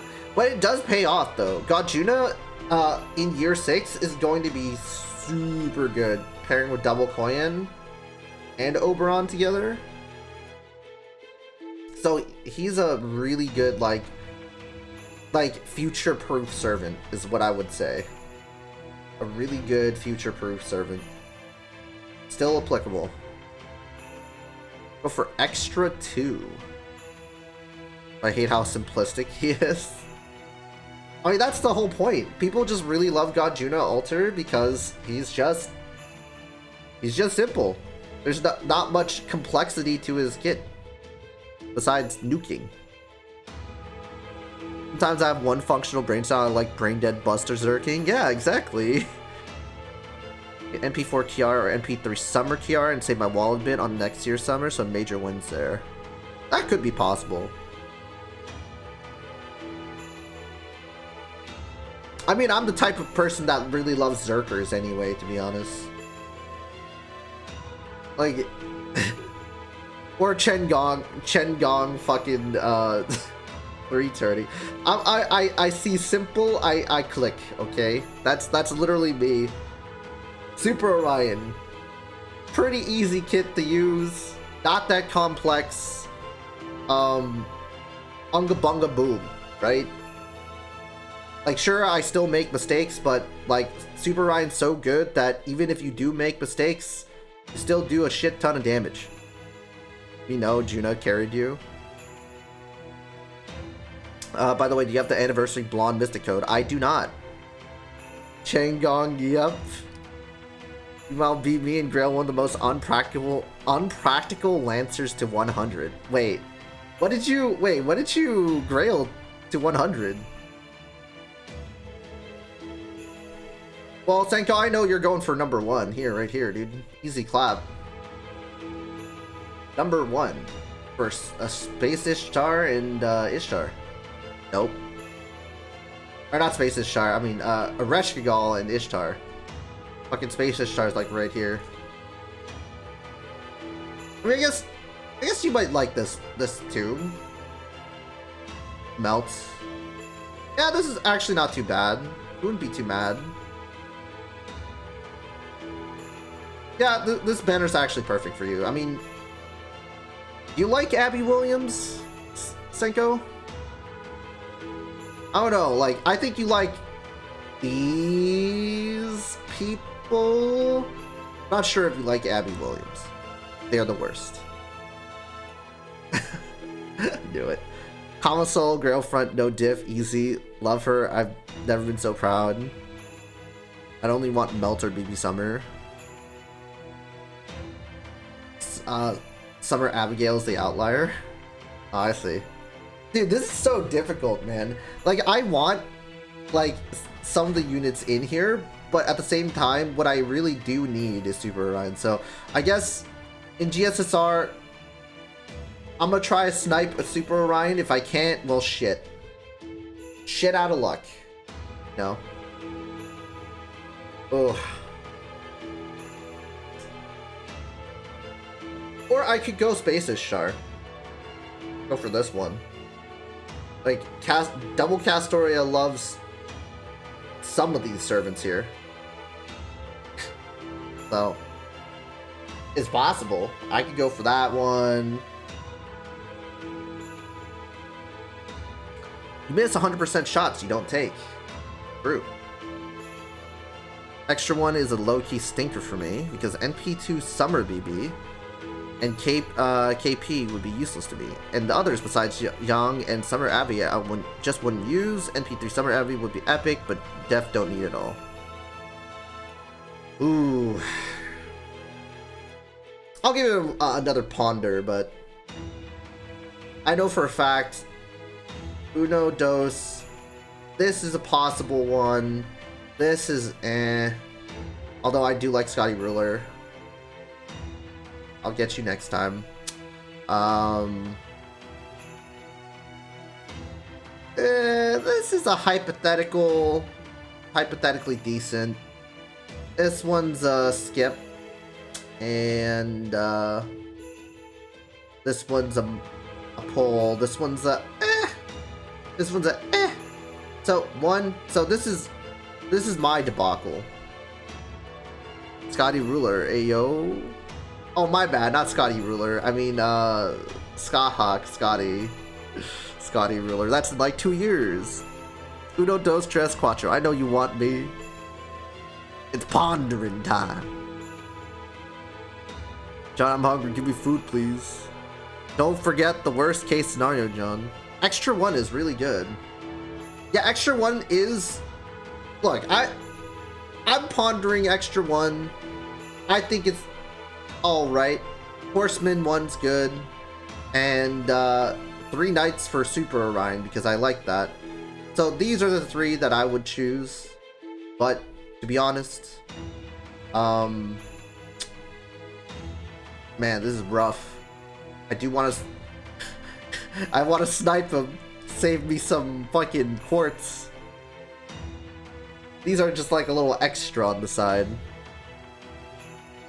I'm basically everything in extra one. I'm still pulling on extra one. Hey, extra one's fantastic. Scotty already phased out by a ruler version. I think Scotty still has some relevance. Ruler's good, but Scotty still has... Her Scotty version's still pretty good.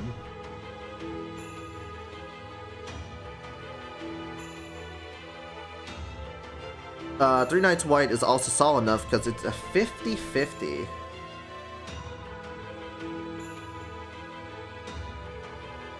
Wait, it's a 50-50.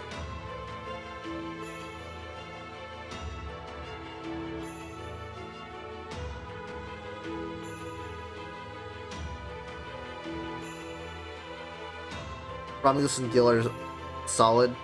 I don't mind Proto Arthur. I don't mind Gil. I don't mind. And I would love a Super Orion. Like Gil's fine, but it's just, you know, Romulus is decent. Just not the character I like. But you know, what can I say?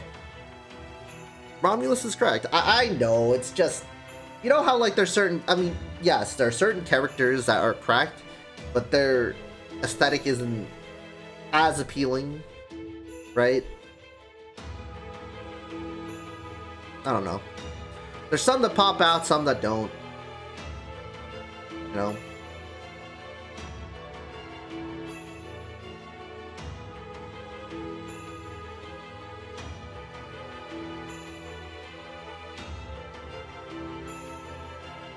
Arrhenius, so good he makes Boudica good. True.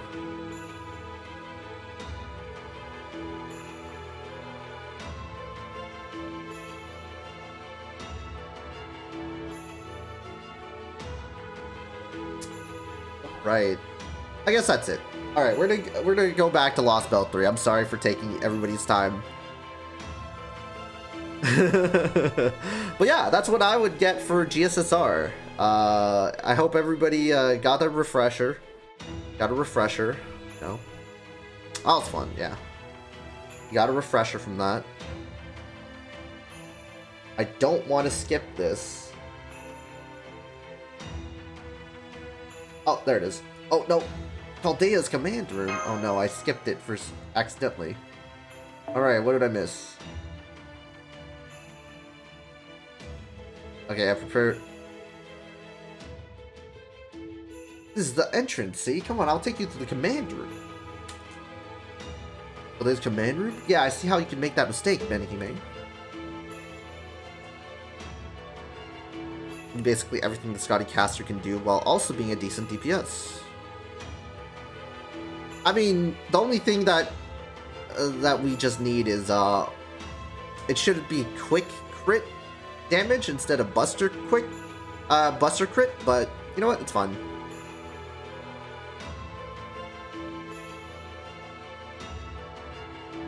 Alright.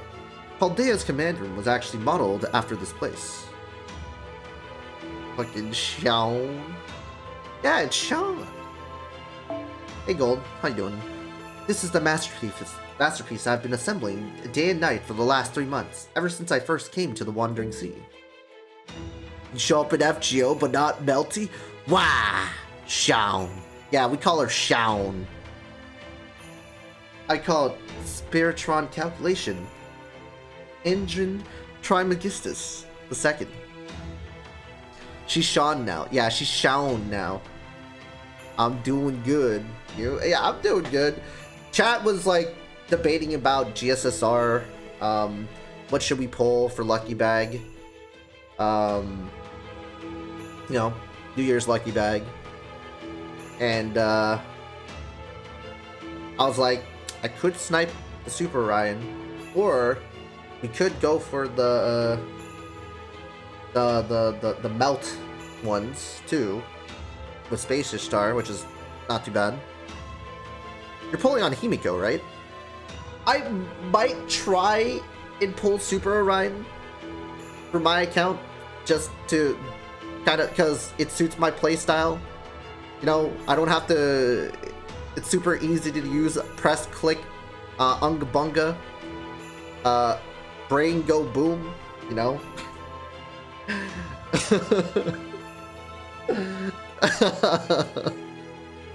Himiko is basically Super Orion, but also a support. I mean, I wouldn't be too upset.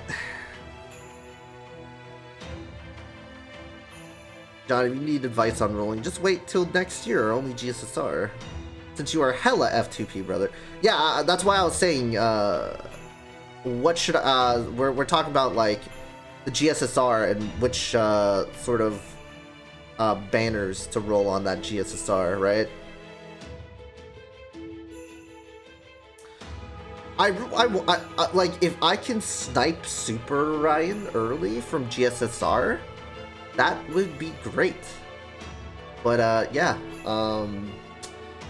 but the melt one is not too bad either. I think John could use a solid archer though. True. I could use one. And Gil's in there too. No. Good, a single target DPS, so yeah, Super Orion would be good. Yeah, that's what I have my eye on. Like, yes, Musashi Berserker's good.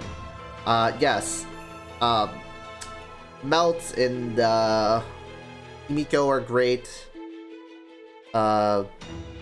Space Ishtar is great too for arts, but like, at the end of the day, I I definitely do need a single target that can unga bunga bosses that will fuck me over with gimmicks. And I know for sure that the future Lost Belts will gimmick me to death. Like I could feel it.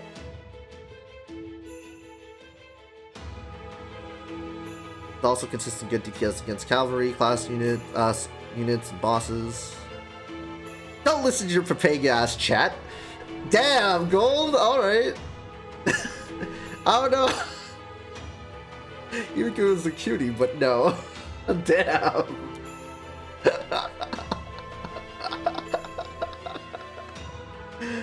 True. Yeah, so there are units that I want, but there's a unit that I need. That is Super Orion. Yeah. That is Super Orion. But yeah. I mean, with my Papega ass, Super Orion's Unga Bunga Boom.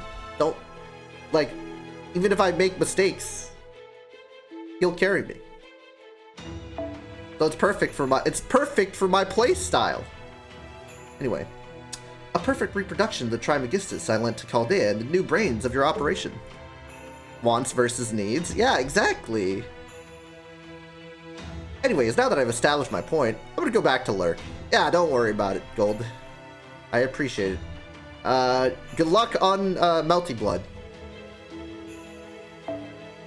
You don't say. You said you've been assembling it, so that must mean you brought the necessary materials along with you when you came here. Enjoy Bedka-ass Lost Belts? Yes, I will enjoy the Bedka-ass Lost Belts. Between the paper moon and all this groundwork you've been laying, you're obviously no ordinary mage. Sean... Sean... It's Sean. It's Sean. Sean Eltnam Sakaris. It looks to me like you know even more about Chaldea than we do. Yeah, a lot what I know comes before Chaldea really even got off the ground. As you know, the pseudo-spiritron calculation engine, Tri-Hermes, is the heart of the Atlas Institute. Eltnam in reverse is just mantle. Oh yeah, it is fucking... Wow. My father, the head of Atlas at the time, was supposed to create Tri-Hermes' sister unit, Trimegistus, before its development was handed off to me. I propose using paper moon-based zero sales as a method for sending people into the past. Well, into singularities anyway. I'm surprised, like, these mages are so fucking smart that they can time travel. Build tech to time travel already. When they're having, like, so much trouble, like, yeah, obtaining true magic. But they can time travel, right? Oh. But Chaldea's first director, Marsbury, had a different idea for a more reliable method. His proposal was a process he called race shifting that involved transmitting physical bodies as spiritrons. It was a more proactive approach, given that it was closer to the Atlas Institute's prognostication. Oh, well. Prognostication. Yeah, there you go. Not exactly the most cautious proposal, all told, but the fact that a mage like him was willing to reveal his most secret arts like that spoke volumes. Oh my god, it spoke volumes, guys. I mean, if word had gotten out that the Animsphere family, one of the 12 Clock Tower Lords, was sharing technology with Atlas, it would have meant war with the other lords, leading ultimately to the end of the Animspheres. Jeez. Another Grail War, guys! Director Marsbury understood the seriousness of the risks and chose to act anyway. So the Atlas Institute decided to accept Chaldea's request out of respect for the risks he took. Of course, none of the other lords ever did figure out what Marsbury was up to, so it ended up not really being a thing. Anyway, you all know what happened next. Do we? We provided Chaldea with Trismegistus, which enabled Chaldea to complete Chaldeus. And the Chaldea Security Organization went on to do what it was intended to do.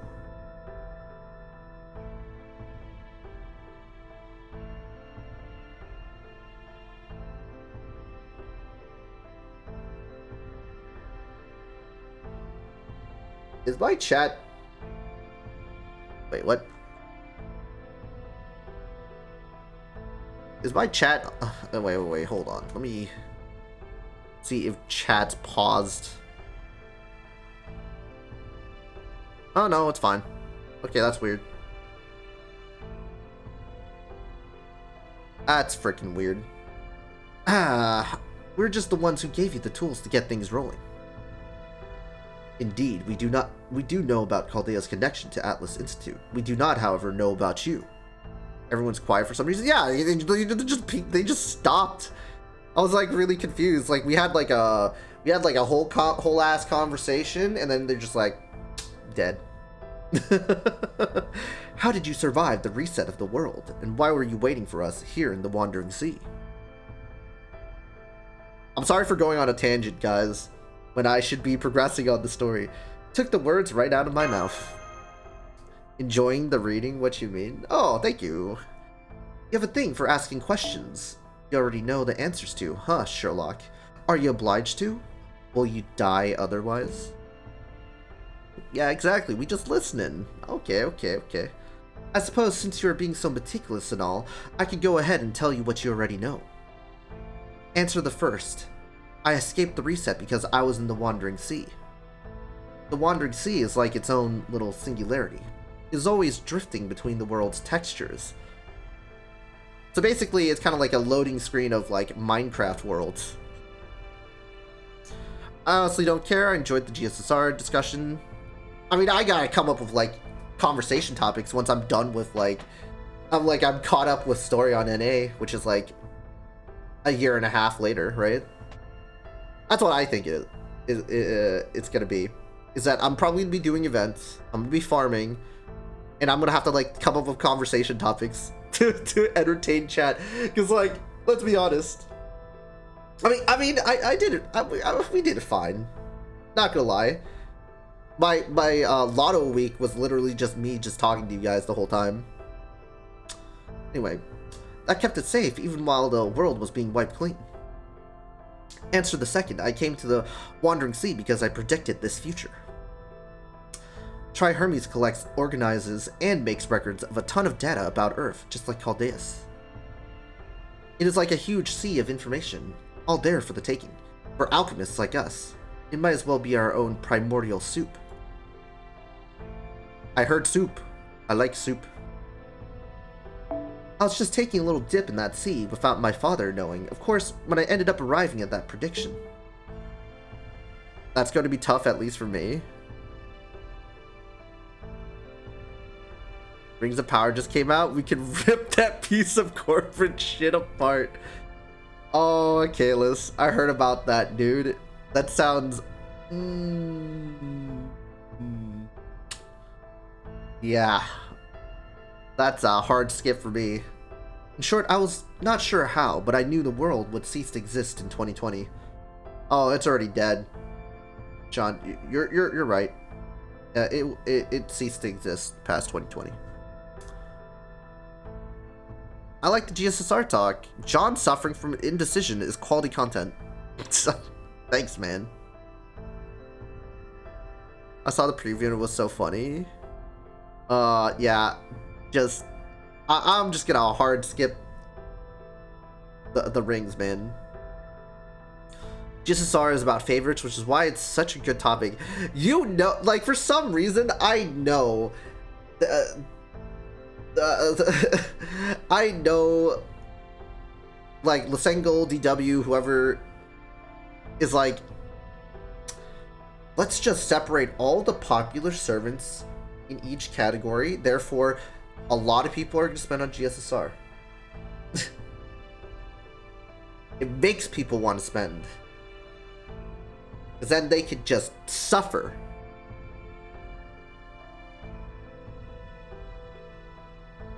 one preview with the characters and called the Black Alpha, name I dare not repeat. What the heck? I'm so high it took me 30 minutes for me to take my shoes off. I'm 23 today. Happy birthday, Oreo. And thank you for the Prime sub. I'm 23 today. Drops the freaking Prime sub on his birthday. Feels birthday, man. Oreo. Happy birthday. Alright, we should, I'll just do,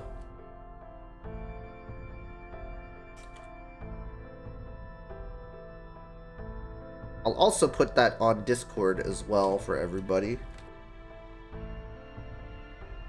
There we go.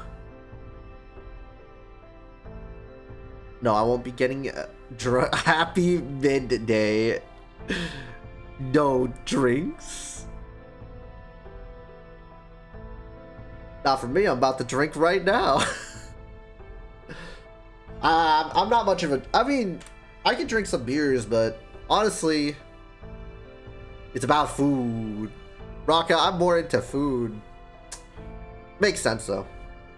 It was the biggest dilemma of my life, to say the least. Medium food. Chuck loves food. I love food. Compass likes food. John, you're like 15. Of course you don't drink. Ah, alright, dude.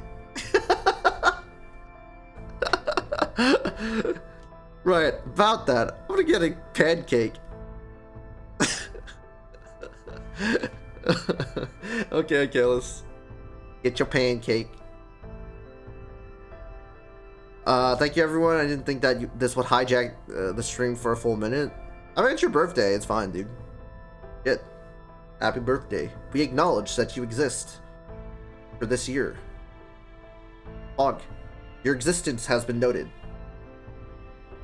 Now the government will track your age. Compass is like, got him! Yo, when you starting up the John Loves Food review channel, I'm literally like Dame Drops starts like eating fucking fast food in the car. Nah, that would be I don't know. No, we ain't doing mukbangs. That's fucking weird, man. Like mukbangs. Okay. I get what's like the fascination with like mukbangs, like this huge like piles and piles of fucking food just sitting there, but like I don't know. Some people can get off to it. I shouldn't say get off to it. That doesn't sound appropriate. They can feel, I don't know, ASMR, guilty pleasures. I don't know. Cock bang. I'm the kind of guy who'd drink orange juice at a bar. Yeah, I'm not I wouldn't go to a bar for orange juice. That's for sure. Have you ever eaten a pancake with spinach and feta cheese? Actually, I've eaten a green tea, not a green tea pancake, but like a green tea waffle. It's actually pretty good. Like it had like green tea, like a green tea flavored waffle. It was like, I think it was like made in like I don't know. I actually don't. I think it's like a Vietnamese place, but you know, pretty good. Mukbang is a bit weird, I won't lie. Oh, I thought you meant omelet. What disgusting bastard eats that with a pancake? Omelets are good. Unless it's Gordon Ramsay, more British version pancake. Look, Gordon Ramsay is not the end-all be-all of fucking food opinions. I'll just say that. Like, yes, he's a top-tier chef. I understand. But he's not the be-all, end-all of fucking, you know, food opinions. I'll just say that.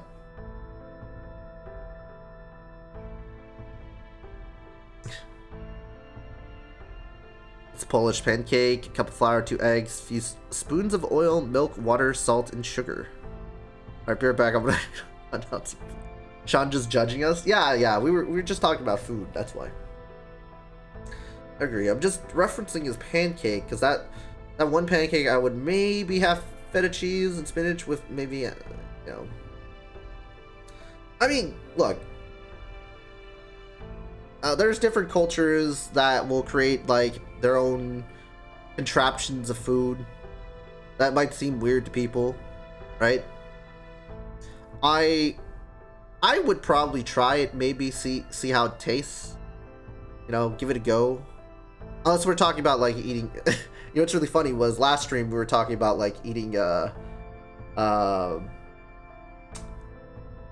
talking about, like, eating dogs, right?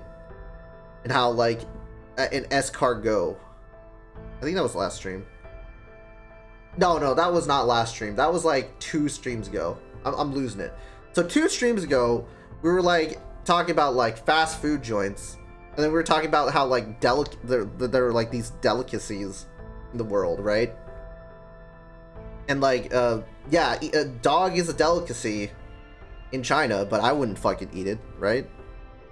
Like, I may be Chinese, like, ethnically Chinese, but I'm not gonna fucking touch that shit, right? And I think we had, like, a person from France that was like, yeah, I wouldn't touch escargot either.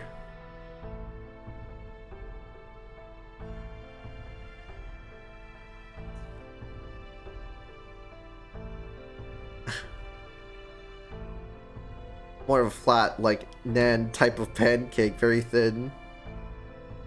But if you're talking like an American version, that's just weird bread. I hate how you even type with a British accent.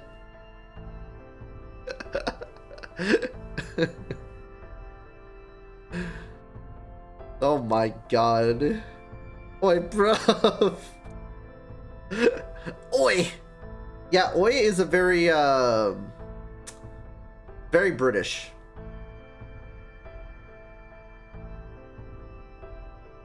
Oi is very British. That's for sure. Anyway. I knew I had to do something, so I told my father about my prediction. Wait, John is British? I've been using yo a lot to hit up my dealers.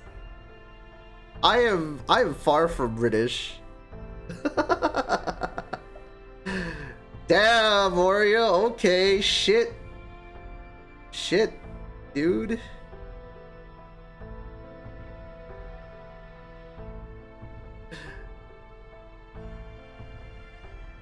Okay, but that theater reject excuse for great head of Atlas told me was, I see humanity ending every day. Don't waste my time with trivialities like this. We'll never make it to a battle. I'm sorry, I'll continue. Look, we're getting sidelined, but it's fine. Besides, you discovered this problem, my darling Sean. Don't you think you should be the one to solve it? 2 hours in and no battle? Yeah, no battle. And that was when it really hit me, just how understaffed the Atlas Institute really was. I'm sorry, guys. Every person there had their hands full stopping some version of the end of the world that they had seen.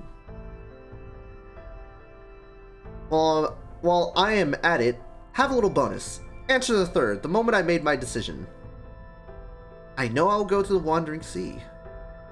So I took the parts I was using to make Trismegistus, and I'll use them to build a Hermes instead, then knocked on the Wandering Sea's front door. By doing so, I secured a safe haven for both myself and future collaborators. 2 birds, 1 stone. I was certain that no matter how things unfolded, Chaldea was going to get knocked out of commission. It would be too important for our unknown invader. There are pretty much 2 ways the world can end, gradually and suddenly. Usually, things would go gradually, progressing in stages until the lights go out, so to speak. There are leaders all around the world doing their best to identify those scenarios and keep them at bay. Meanwhile, the sudden types are more like traffic accidents where everything happens all at once. Nothing much one can do, no matter how smart. For that sort of thing, race shifting was all we had to fight back. And what is happening right now with the world bleached white thanks to invaders from outer space is no exception. It's Daleks. It's Oreo's people's creation. Just like the first time. Yep. Thus, anyone meticulous enough to put together a plan like this would never overlook Chaldea, seeing as you were the only ones capable of race shifting. In all honesty, I wouldn't expect any fights for another 2 hours at least. Damn, Chaldea would be right at the top of my hit list. In fact, taking it out would be my opening move. Sorry, I should have kept that to myself. So even though I had a base to fight back from, there still was not anything I could do on my own.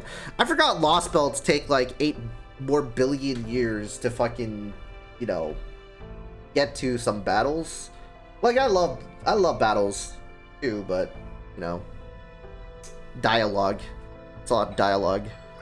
I mean, I did not know who was attacking or how they would do it. Mr. Grimm759, thank you for the follow. Welcome to my channel.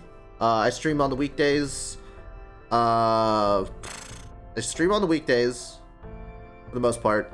So, yeah. Continuing the LostBelts, try to catch up. And, yeah, 2 months in. FGO. Anyway.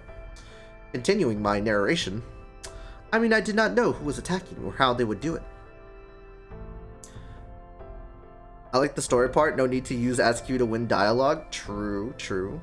So really, the only thing I could do was put my trust in you guys. If these invader things saw you as that big of a threat, I was sure you could prove there was a reason for that. I knew you would survive and you would not give up, no matter how bad things got. So knowing that you would fight back, my task got a lot simpler. I would make you a new base. I would create a second Chaldea for you and keep it ready and waiting. Wait, what? Huh? We're getting something? We're getting a new base? That was really the only answer I could come up with at the time. And now, even though you had no idea about any of this, you made it here. And that is all I have. Thanks for listening. After listening to, like, the recurring music over and over again. So you really have been waiting for us. I like the differences in dialogue as well. Pretty much the same. Ah, stop. You're gonna make me blush. But thanks, Sean. This is probably where the last version of me would say you should have actually gotten in contact with us ahead of time, but are you crazy? I'm far too shy for that. What? Besides, if you tell people their future, you end up changing that future and having to come up with a whole new plan from scratch.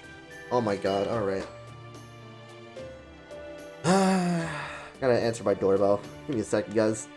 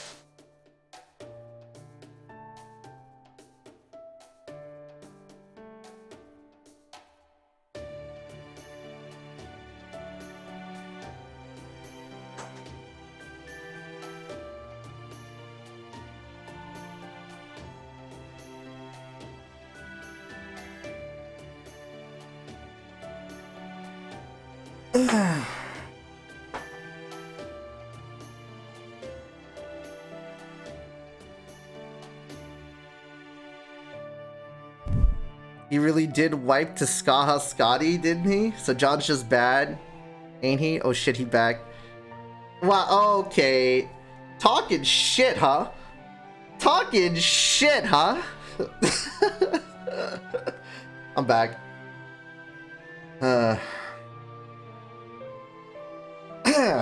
Anyway. End up changing that future and have to come up with a whole new plan from scratch. Okay. Can this pop up? Okay. Exactly. It would have taken time to recalculate, and we almost certainly did not have any to spare. My cat's holding his asshole to me. He's gone, no. Okay. Oreo, you're fucking weird, bro. Things pets do, yeah. Oreo's just a weirdo, dude. His cat's a weirdo. I didn't say I did it on purpose. Yeah. Oreo's a weirdo. His cat's a weirdo. See, you're the template, and the cat's just following suit, dude. He just came for a pet and then moved on, but paused for a little while. Yeah, he wants some attention, and you know he knows you gonna give him some attention. Anyway, so I decided this was the best course of action. Okay, that makes sense, but that still doesn't explain some things. Like, why are there no other mages from the Wandering Sea here? They avoided the big reset just like you did, right? So why is it just you and Captain now? He's a funny cat. You're a funny type of guy. Just not a funny guy. Not like a comedian, but, you know. He's an introvert though. He gets scared of big crowds, hides in a part of the house till everyone goes. Oh. Yeah. He's pretty much a template of you. Easy clap. Even though you're more extroverted now-ish. Oh, they did not think this blank Earth thing was their problem. Just as my father did not. So like everyone here? Exactly. No, if anything, they were even worse. They honestly did not care if post-AD humanity lived or died. Right when this whole bleaching thing started, and the cryptors were giving their victory speech, they said, "You're the ones who should do something about this cataclysm. We no longer care about what happens to human civilization. We do understand the attackers' ideals, but regardless, we do not share them." Then they just up and left. Yeah, Oreo, they just up and left. You know what's really funny is that the people that she's quoting are people from England. From London, to be precise. They're based in London. Fucking, they're like, we want to stay neutral. Anyway, oh, before they did, they also said, you may invite the mages of Chaldea here if you wish. Feel free to use the Wandering Sea, but only in specified areas. I don't think so. Wasn't she talking about the clock tower in London? Oh, that's Atlas Academy. Where's Atlas Academy then? Would they not be in Where would Atlas Institute.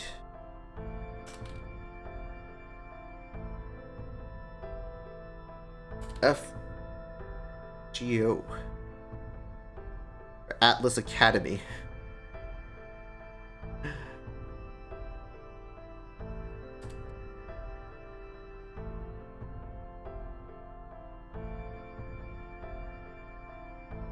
One of the three branches of the major associations and institution accumulation and instrumentation. So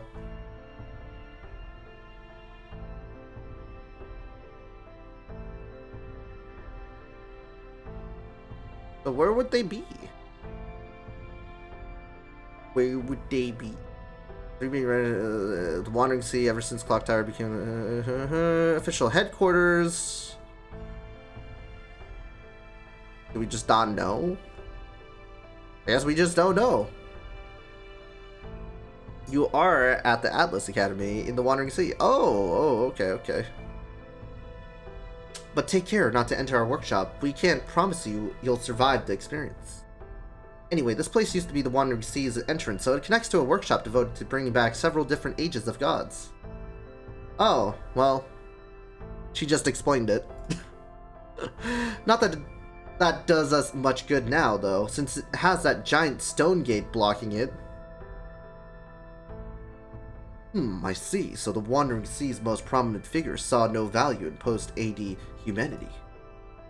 No matter, the Wandering Sea's magecraft is magecraft from the Age of Gods. There's no telling how powerful it is. We must find some way to open that stone gate and get them to help us. Mr. Gordolf? Don't be ridiculous, Holmes. You shouldn't even be looking at that gate, let alone touching it. Oh god, it's as if that academy principal is waiting for me just behind this gate. How could this be happening? That single gate feels as though it could shatter several lords at once. I don't know what he's on about, but he's clearly more terrified than I've ever seen him. So it may be best if we leave that gate alone. The last thing we need right now is making more enemies. The first order of business is to get the Shadow Border repaired. As long as we have a working ship, we can leave the Wandering Sea behind whenever we want. I appreciate the offer, Sean, but I'll handle the border's repairs myself. We don't want to impose on... Hey, Da Vinci! I'm sorry, I tried to hide in the border like you told me to, but they still managed to find me. So much for our last bit of insurance. How did you screw up this time, Menier? How could they have found that room when I'm the only one who even knew existed?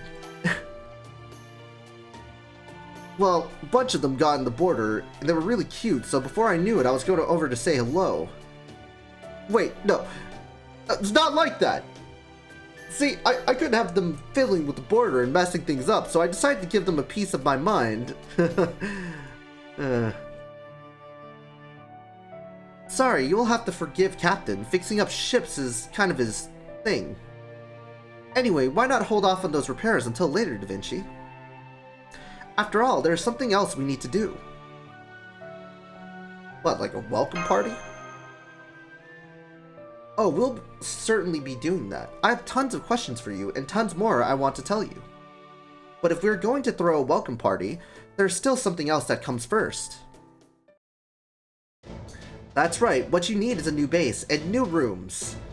So that is what we are going to make right now, your new Chaldea base.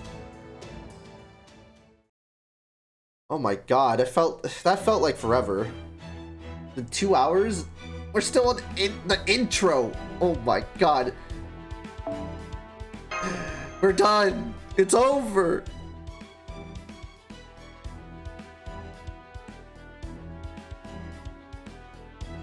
I remember LostBelt 3 has lots of story before it starts out. Oh. I'm afraid so. Skaha Skadi has been defeated, and her Tree of Emptiness is gone, taking the Scandinavian LostBelt with it. Tragically, Ophelia didn't make it either.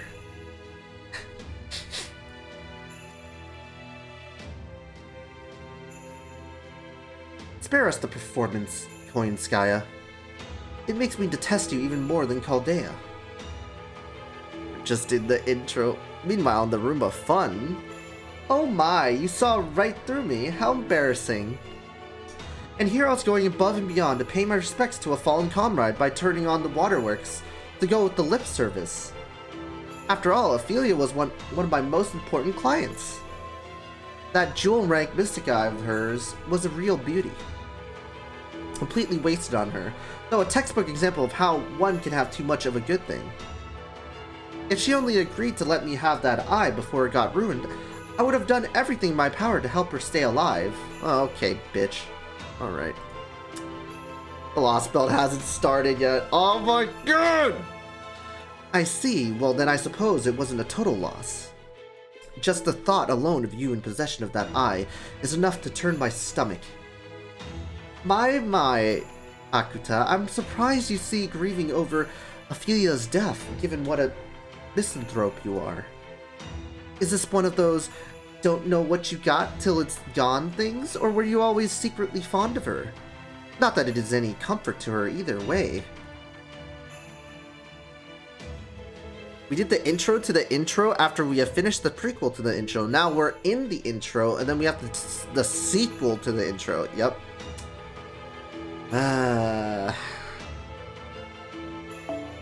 See, the thing about friendships between girls is they're all about supporting each other, just as long as there is also something in it for them.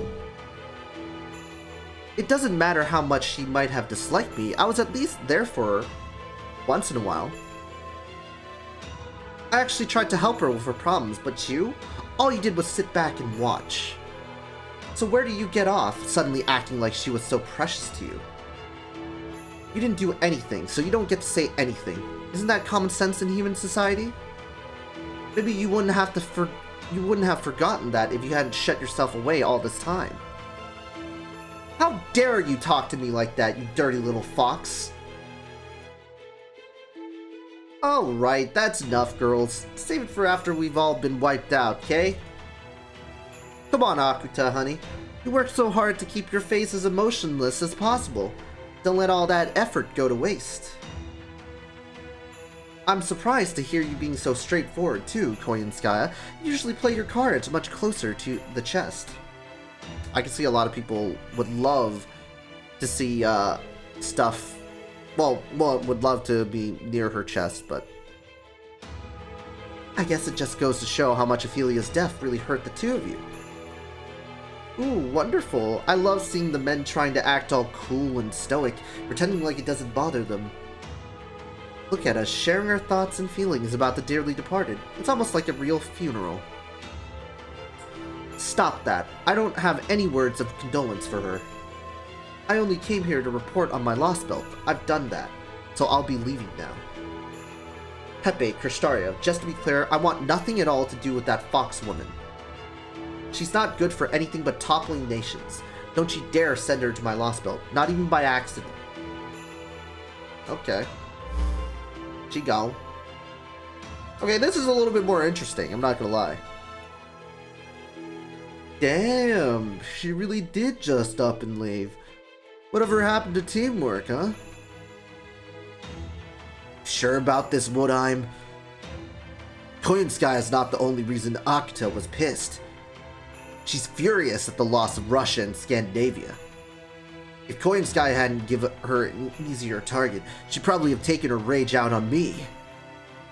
I could almost hear her berating me for being useless, and she had every right to. You know, now that you mention it, I think somebody ought to. Why not me? I mean, sure, it's great you made it back here alive, after Russia got taken out and all. You're one of us. Man, Beryl is something, man. But here's a question. Why are you still alive, Kadik? It was your servant who wrecked Chaldea, right? They ought to hate you more than any of us. And here you are, without even a scratch? How the hell does that work? Are they seriously that freaking stupid? Or maybe you were just thinking about changing sides.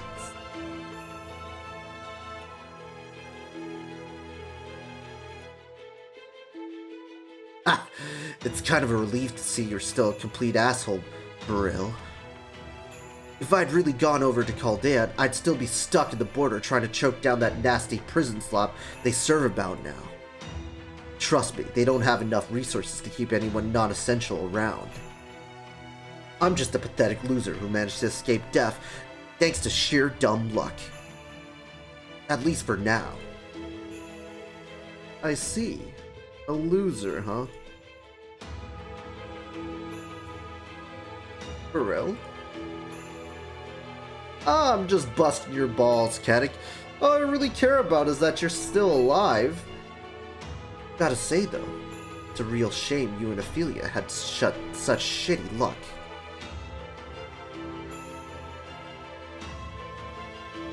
Beryl needs a glass filled with water and a lid so he could shut the full cup. Yeah, fuck that guy, dude. Fuck Beryl. Exactly. Then again, maybe it wasn't that so much as Chaldea had good luck. They're certainly not getting by on actual skill. Oh, fuck you. We fucked over two Lost Belts. You're not telling us that we actually have no skill? Okay, dude. Pepe's great, though, yeah. I really can't get my head around their idiot master still being alive. How the hell does a third-rate amateur like that keep walking away unscathed? She's gotta be either incredibly lucky or just getting carried. I've heard of flattery getting you everywhere, but this is nuts. I mean, to be fair, he is right. We are getting carried. Well, I'm getting carried.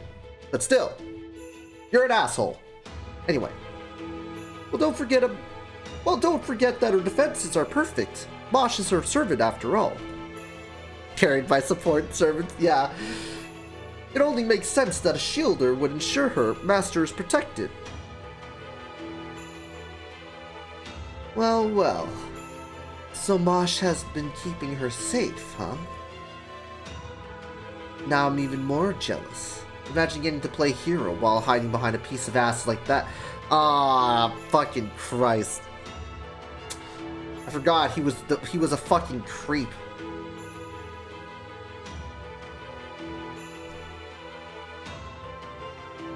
If we take Koyan Sky's report at face value, then I have no choice but to agree. David, what do you think of the Master of Chaldea? Good question. It's hard to believe she's made it this far.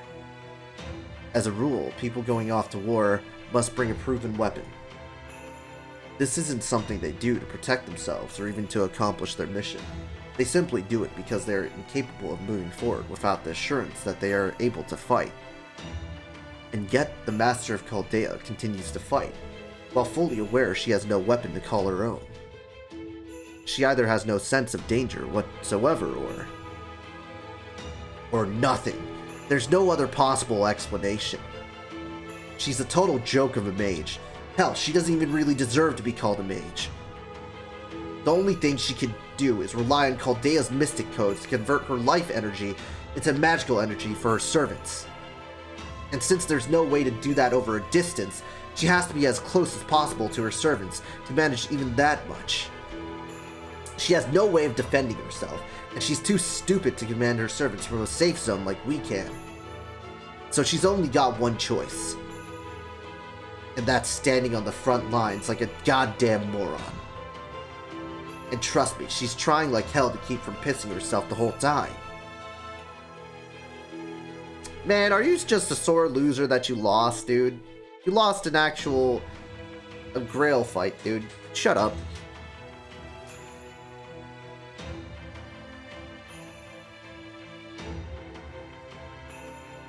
Wait, Skya, let me make sure I have everything straight. You say that Chaldea didn't defeat Ophelia, but rather that she sacrificed her life of her own accord. What does that make you, Caddick? Yeah, exactly, dude. He tried his fucking hardest. Dude, he literally tried his hardest. He like sent down like command spell after command spell, and then he got his ass beat.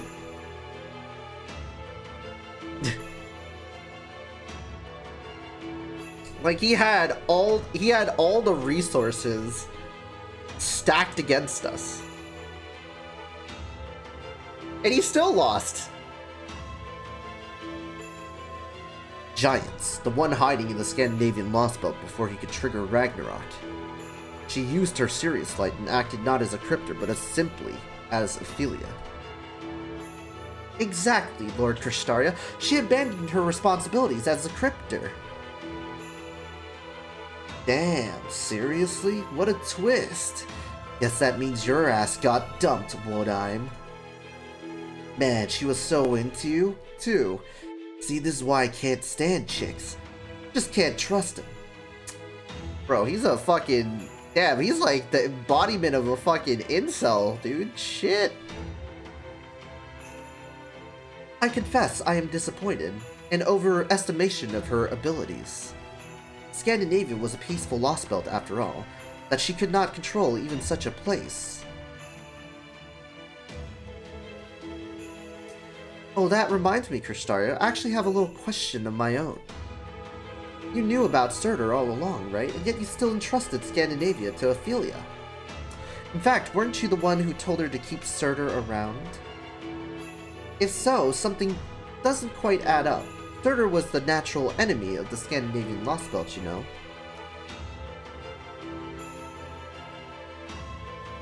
Bro, she told you she accidentally summoned the world-ending flame giant. Yeah, exactly. And Kristari was like, nah, it's fine, dude. Does that mean you left him there specifically so he would destroy it? Is that what the foreign god asked you to do? Yes, I did advise Ophelia to keep Surtur around. Given Scotty's nature, I thought it'd be possible that she may sympathize with Chaldea. I suggested she keep Surtur around as a sort of insurance against that eventuality. Sadly, it seems even that was too much of a burden on her. I thought it would have turned out better. Aha, now I see. So you were worried Ophelia wouldn't be able to handle it on her own. You always knew what a weakling she was, even as you kept telling her how much you trusted her. You're a devious one, aren't you, Lord Kristaria? In that case, I'm happy to forget the whole thing ever happened. I'll make sure not to mention this to the foreign god, or the other alter egos, of course. I appreciate your faith in me, Koyanskaya, though I always find it worrying whenever you add in bonuses like that. Koyanskaya, you said you lost track of Chaldea around the North Sea? I suppose they could have escaped with a zero sail, but given their lack of resources, I can't imagine they would be willing to do so for long. They act like being a competent and amazing mage is the only thing that matters. They forgot being an overall decent and sympathetic human being matters too. I mean, let's be honest, they lost their life, so they're sticking to what they know to try to survive, right? Like, they exchanged their lives to a fucking foreign god. They have no fucking humanity left. In which case, they must have reached the Wandering Sea. How troublesome. That was the one place the foreign god couldn't touch, or the place the foreign god felt no need to bother with at any rate. And since the mages of the Wandering Sea have no interest in the future of modern mankind, we assumed they wouldn't interfere with our plans. But perhaps our decision to ignore them was a mistake. Huh? Not even the foreign god could do anything about them? Evidently not, since they clearly avoided being erased. The Wandering Sea is an island unto itself, both part of and separate from the rest of the world. You can't take an eraser to something that already doesn't exist. Anyway, this puts us in a pretty pickle. I've no idea how we find them now. How about you, Koyanskaya? You could travel between LostBelts at will. Can you track them down? I'm afraid not. I may possess independent manifestation, but I can't sneak into the Wandering Sea without knowing exactly where it is. That makes sense. Then I guess we'll just have to forget about Chaldea for now. Focus on your own LostBelts and... Not happening, Pepperoncino. Between Caddick and Ophelia, they have already taken out 2 of us. We can't ignore this Chaldean remnant any longer. We need to crush them quickly. Right, Woodheim? There's no reason to keep eyesores like them alive any longer than we have to, is there? Oh, come on. Don't tell me you're siding with Pepe on this. You're gonna let them get away with this? Then again, I guess you're already pretty much set, aren't you? No one could ever hope to cross that sea of yours, after all. All you gotta worry about is which bottle of champagne you're gonna open after you win by default. But for us mere commoners, this is a matter of life and death. Isn't that right, David? How am I supposed to enjoy my manhunts when I know Chaldea could stab me in the back at any time? He can't keep getting away with this!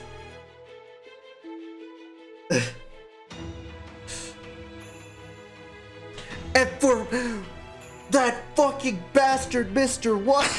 Okay, I'm done.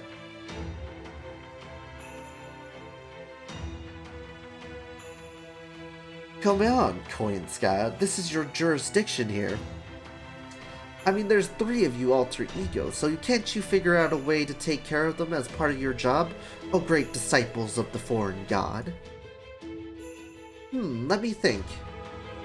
Rasputin's team is out fighting a group of proper human history servants in the Grecian Seas right now. Or Grecian Seas. And I don't know what it is that creepy Omayuji loves about India so much, but he refuses to budge from there, so I guess I have to handle this one myself, even though it's not in my contract. So you want me to get rid of these pesky Chaldeans for you? Oh, alright. Out of the cryptors, who do you dislike the most? I mean, judging from the writing, Beryl is a fucking scumbag. Just like that, huh? Can you really pull it off? He's, I mean, judging by his, like, his writing, his character, he's cocky, full of himself, and, just overall an incel, right?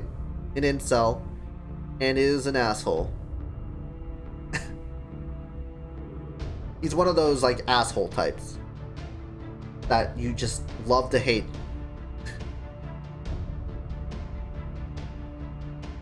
On Miyoji, I think? On Miyoji? Okay. Just like that, huh? Can you really pull it off? I mean, I thought you just said you couldn't sneak into the Wandering Sea. Oh, don't worry about that. We pros have our ways. Don't forget his remarks about Mosh. Yeah, he's a fucking creep as well. So he's your stereotypical little creep. Asshole and creep at the same time. / incel. He's very... He's got the rapey vibes, is what I'm trying to say. That said, eliminating all of them is going to be one expensive job. I doubt you could afford it. So I trust you won't mind if I take a more cost-effective measure. Oh, what do you have in mind? The important thing is to neutralize the threat Chaldea poses, right? Won't be a problem. They only have one master to spare, after all. Oh, are they gonna carry me? So you just sit tight while I go assassinate her before anyone even notices I'm there. Oh, they're gonna carry me, dude.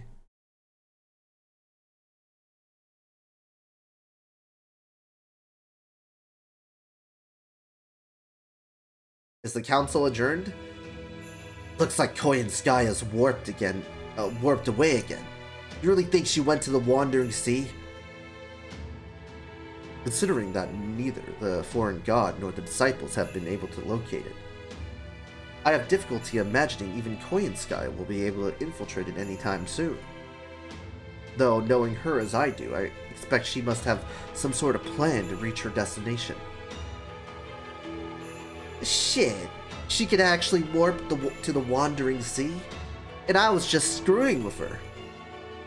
Guess it really does never hurt to ask. But also, where can I get that kind of warping juju? 'Cause hot damn. Anyway, I know she'll make good on her word. I also like her pick of going the assassination route. Yep. Conniving, evil, and creepy. And a little bit rapey. Guess I'd better make sure I stay on her good side from now on. And I guess a little bit manipulative too. That way I know I'll have a ticket out of my LostBelt if everything goes to shit. Why so pessimistic, Beryl? Is your LostBelt really that horrid? Let's just say it's all going to plan, right, Odine? Oops, I've said too much. Time to go. Later, Kadik. You enjoy that Greek nightlife since you've got nothing to do but live it up. Wow. Yep. Oh, and save me a few drinks. If I screw up too, we can have a loser's night out in the town. Yep. Yep. How to make someone unlikable already. Like, yes, I made fun of Caddick. He's the edgelord. I was making fun of him for being hot topic-y and shit. But let's be honest, he has like a inferiority complex. This guy is like the fucking foil of him. A general asshole, unlikable, doesn't well, to be honest, Caddick doesn't really respect Mosh. He kind of sees her as a thing. He sees her as an object of his, well, sexual desires. So I guess that's not really an improvement there. So yeah, a foil. I like how you can actually see them in the chairs in the back. Yeah. Caddick physically there. Gorilla has a fetish for killing. Okay. Oh. He's out. As if he wasn't treating me like a traitor just a few minutes ago. The worst part is, he meant it. Whatever. This meeting's done, so I'm heading out too. Besides, I only just got to this Greek LostBelt. You said there's a few different Polais here, right? I'm gonna check them out while I heal up.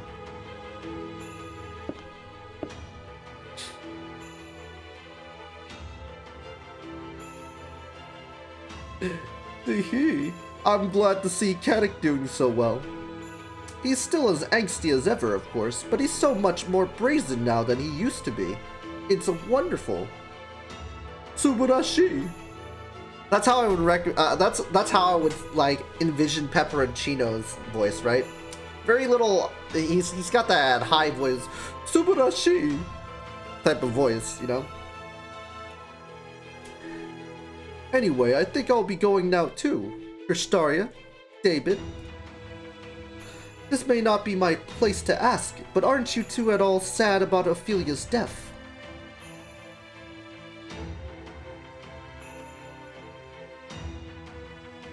Good question. I can't say I've spent much time giving Ophelia any real thought from the beginning. But for what it's worth, I do feel her loss. Oh, they dipped. I see. Looks like I'll be the only one bringing flowers to her figurative grave then. But that's okay. Flowers are the one thing my LostBelt has plenty of. It might not line up with her beliefs, but I can still hold my own little funeral for her. I'll be sure to add some flowers for you too, Kristaria, since I've not seen you so much as smile, since you sat in that chair.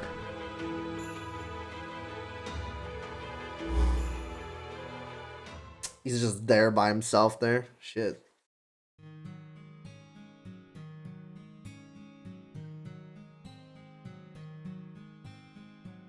Your indefatigable positivity never ceases to impress me, Pepe. I'm lucky to have you around. But you needn't concern yourself with me. Losing the Scandinavian LostBelt is no more than a minor setback. That we no longer have Surtur as a failsafe if things take a turn for the worse was a strategic loss, however. Still, if there's anything I regret. Ophelia. We only knew each other for a few years, but I knew you were a kind and gentle woman at heart. Do you see me as some sort of great figure?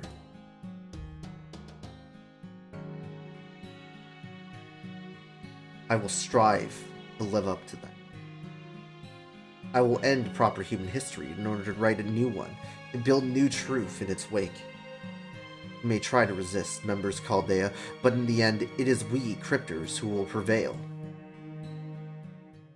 So he does care. To an extent, yeah. To an extent. Oh my god, how many fucking introductions are there gonna be? If we're gonna go through like all these intros, I might as well just fucking... Alright, give me a second, guys. Freaking break time for me. Holy shit.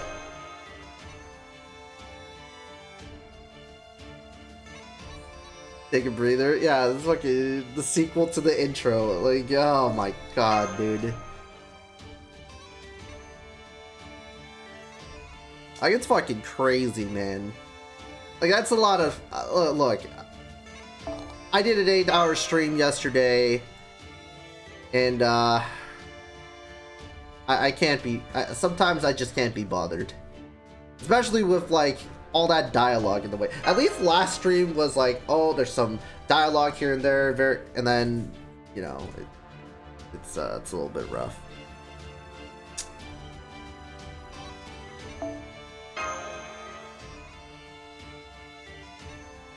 Man, can we get an actual CE here? Jesus. It's like, yo, dog, I heard you like intros, so we put an intro in your intro so you can read an intro while reading an intro. Also, they put a recap, the intro, they put an intro into the ending that they're recapping word for word, you know, just in case you missed it. Just in case you missed it. Well, I guess we could recharge by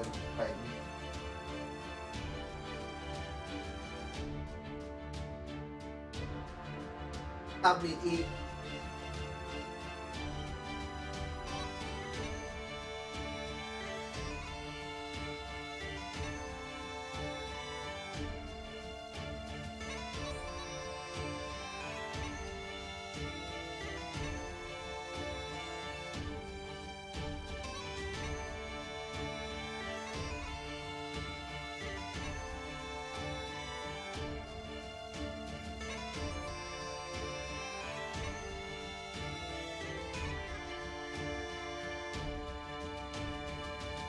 Okay. Do it.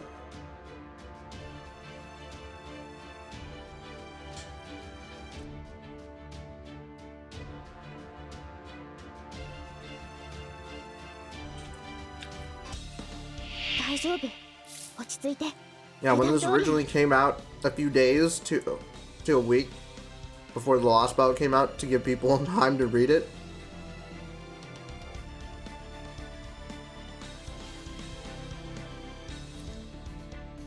I gotta go to work, guys. Alright, Raka. And you can see only units with MLB CEs. Alright, I'll just do that. Wow.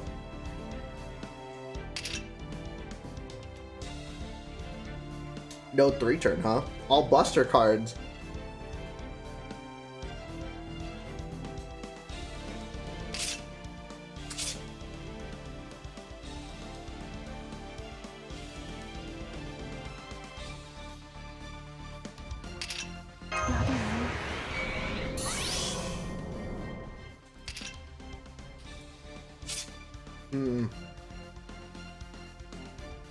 All buster cards, huh?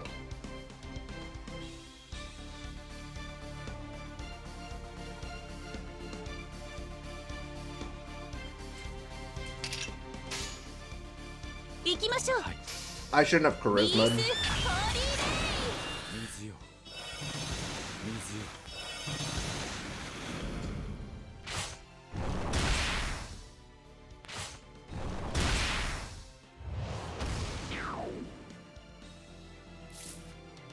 Oh, there we go.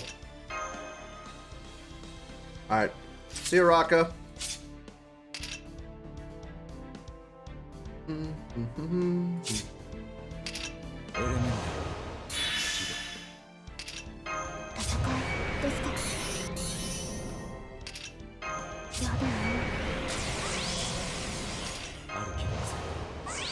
Should have saved my charisma for later, but it's fine.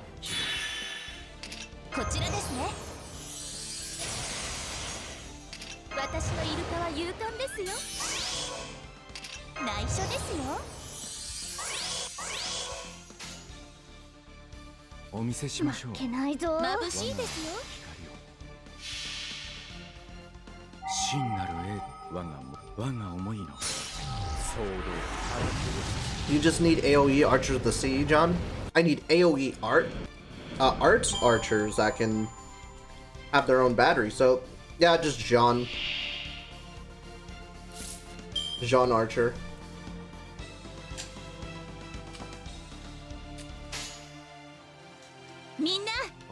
眩しいですよ。我が祈りをここに、落葉に郷愁を、大芸に典型を、無垢なる天使を海に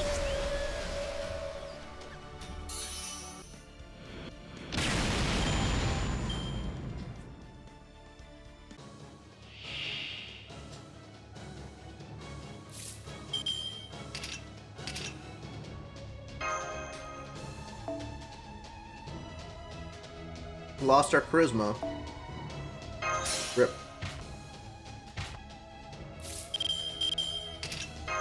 ロミオの人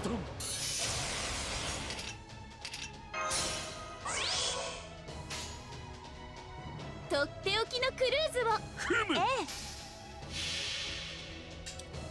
聖なる様、光の海、清らかな歌よ、喜びを。見つかいは天に帰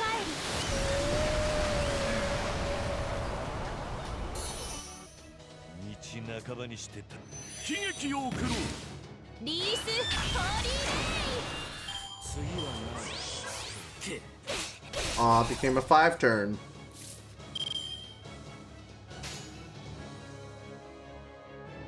もちろんやります。一息入れましょう。ここでまっすぐひらめき重なり。畜生。今回はうまくいきました。 Honestly, this is a blessing in disguise. I can enjoy my food while we're on this break.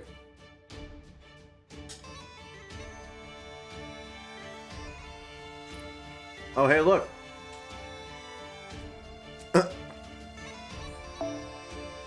Wow, Trophics Archer.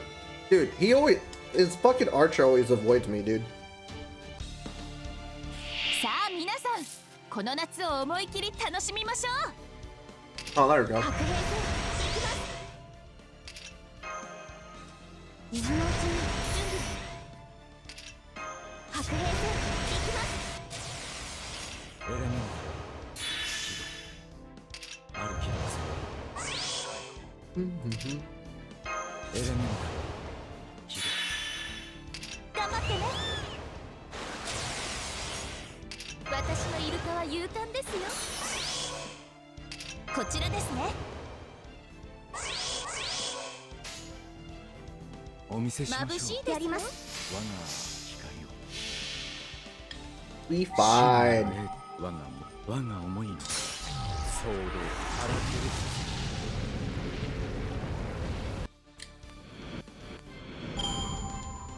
ける。 Goodbye.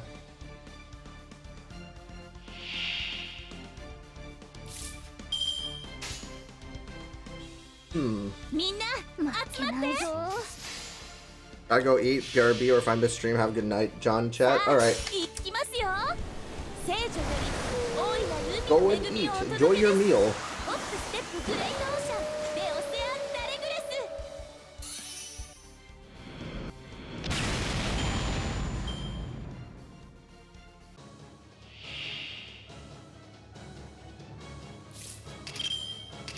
Everyone deserves that. Hmm.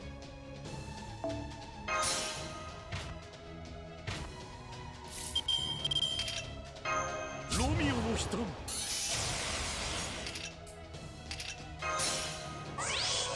Man, it's really making me consider, 内 right? 緒ですよ。内緒ですよ。ええ。眩しいですよ。 Should I leave the other intro later for next stream? 聖女より大いなる Wait. 海の恵みをお届けです。 Sorry, realistically, ホップステップグレイトオーシャンでオセアンダレグレス。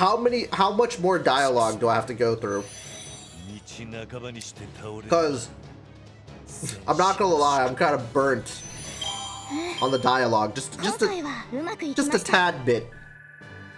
Kind of burnt on the dialogue a little bit. 3 minutes until I use the full 40 here.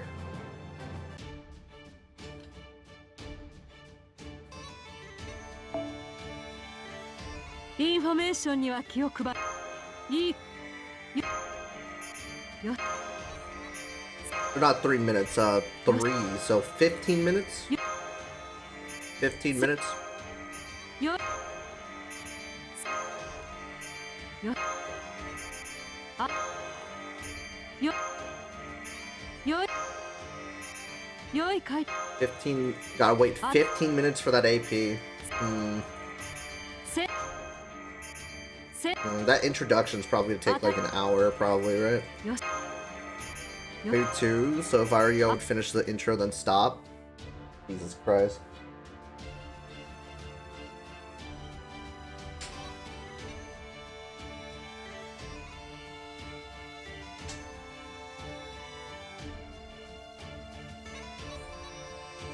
Two more nodes of dialogue, huh? 影の国特設鍛錬所へようこそぴょん貪欲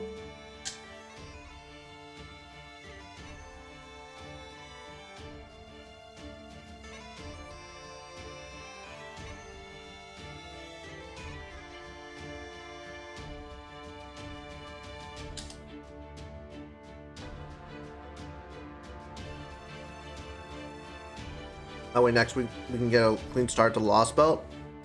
Intro 3, 4 is the longest intro part. Well, let's just do it. Fuck it.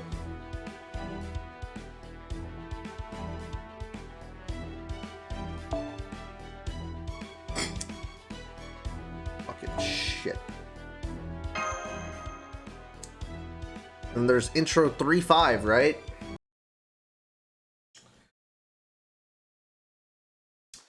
Two weeks after docking at the Wandering Sea. Wow, they actually give us a time frame. What was that?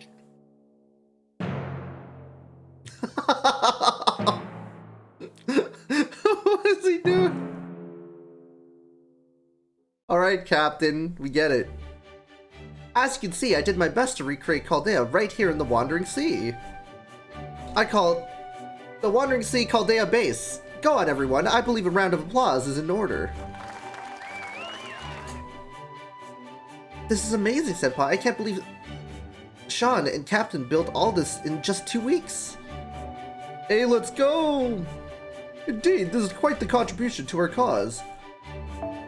But then, I suppose this is what the Atlas Institute's brightest can do. What's up, Sengoku? I say, you there, you didn't forget about my director's office, did you? The one I ordered with a private bathroom? Oh, wait. You're the director? Yes, that's right. I'm the captain of the ship, so to speak. I asked for 3 things. A gorgeous director's office, a stylish operations room, and a German-style kitchen.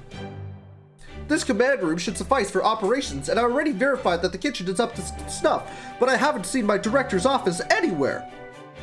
I presume you took my importance and safety into consideration and made it a secure hidden room?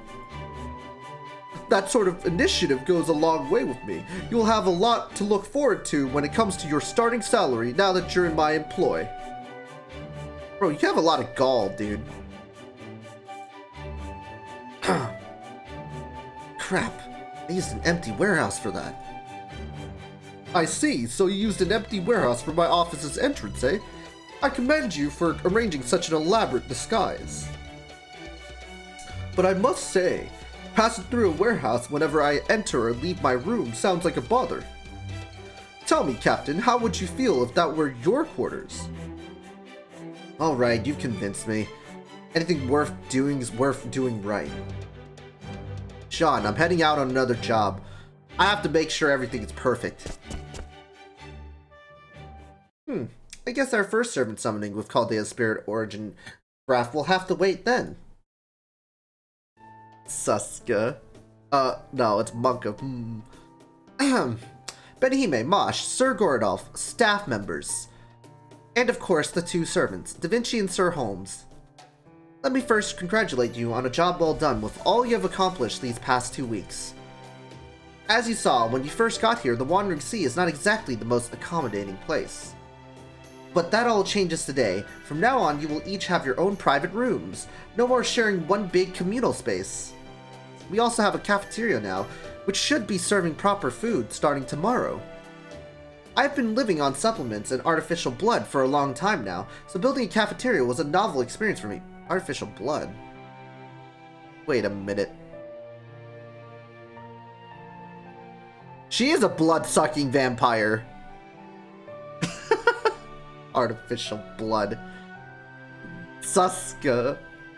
Now then. Injection? Not eating, I guess. I think it is time for the first Chaldea Atlas joint strategy meeting. Oh, but first, do you know what the Atlas Institute is, or would you like a refresher? Yeah, I'm good, thank you. I don't want the exposition. May I say something before we begin deliberations, Miss Sean? Apart from the fact that you are a survivor of the Atlas Institute, we still know very little about you.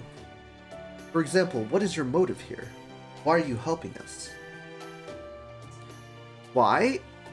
I am not sure. I'm not sure how to answer that. I mean, when you're faced with a problem, you work to solve it, right? And as far as this particular problem goes, you people of Chaldea are essential to the solution. I thought that was why we decided to join forces and become friends. Wait, does this mean I was the only one who thought that? Too much text. Not like this. The lore. Yeah. Yeah, of course we're friends. Yeah, we're friends. We're friends. We are? Great, then we can get down to business. Yeah, let's just get down to business. I want to hurry. I'm literally just gonna get off, dude. Like, all this dialogue is just like... Come on. I want to play a game. My apologies. I let my cautious nature get the better of me. I should have remembered that the Atlas Alchemists are not motivated by personal gain. We friends now. Please shut up. Shut the fuck up and let me look. Yeah. Shut the fuck up and let me play my goddamn card game. And collect waifus. Their sole desire has always been solving problems. I do beg your pardon, Miss Sean. Purple girl talks too much. I've been playing Firefight for the past 2 hours. Past 3 now. Please rest assured that I'm delighted to have gained such a capable ally. Just do that, John, yeah. Right then, shall we get down to business? Yes, please! I went ahead and skimmed through your logs from the day Chaldea was attacked until you ended up here. Oh no, please don't do the whole... Nah. December 31st, 2019. Chaldea is attacked and frozen solid. I don't need a recap of what happened! I played the game! That same day, 7 pillars of light are seen streaking down from space, and Kristaria Woodheim broadcasts his victory speech. Kristaria used to be a master from Team A, the linchpin of Chaldea's race shift experiment, but now he refers to the new group he belongs to as the Cryptors. Too bad, smile. Given that Team A was found to be missing during the operation to unfreeze them before Chaldea was attacked. Oh, you know what? I'm just gonna do the my fast forward voice. We can assume that the Cryptors Kristaria refers to are the other Team A members. As for all of you, you undertook a zero sale in the Shadow Border in order to escape the Oprichniki. Although you only spent a week inside Void Space, 3 months had passed when you emerged into standard space. I don't mind you skipping this part. Yeah, we're going super fast. To do so, the border had relied on your sole connection to standard space at the time of the Oprichniki. This led you to the Russian LostBelt, a frigid alternate history inhabited by the Yaga. God. As you attempted to gather more information about your situation, you ended up facing up with the Ivan the Terrible, the king of the Russian LostBelt. To be fair, there are normally months between LostBelts, so the refresher helps every now and then. There's a fast forward button at the top right. John really wants to commit genocide. Emptiness had been taking root there. I'm still working. Oh, wait. You then managed to cut down Orochi, the tree of emptiness that had been taking root there. I'm still working on what these trees actually are. Just hold down to speed through the recap. No. Did I get all that right? Do you have logs on the ones on the border? This is perfect. I stopped at the right time. I skipped at the right time. Nice. See? Oh, now that yes, that's all right. Yeah. Sweet. So you've been inside two of the LostBelts now and experienced their differences from proper human history for yourselves. These LostBelts are dead-end timelines that were pruned away by human history itself once they were deemed unworthy of being allowed to continue. Now for another 15 minutes. For example, the Russian LostBelt diverged from proper human history in the year 1570. Fuck off. And it seems that each LostBelt to appear on Earth has continued from its point of historical divergence unto the present day. Johnny finally knows how One Piece fans feel every time they do recaps in the anime. Every single time. Yeah. However, just because the LostBelt may have diverged from further back in the past does not necessarily mean it is stronger. Also, how do you guys like my speed narrating? I sound like someone on fucking crack, dude. A LostBelt's strength or threat, really, is not so much a matter of its age, but of how much it differs from proper human history. The Yaga may have been physically different from mankind, but their lifestyle and culture was still carried over from proper human history. By contrast, the people in Scandinavia may have led peaceful lives, but their society was essentially being kept on life support. Ruined by immersion? It's immaculate, Johnny. Oh, thank you. So given what we know from those two, I decided to come up with a metric we could use to rank and compare the LostBelts. I call it their LostBelt depth. The greater the LostBelt depth, the more strongly it refutes proper human history.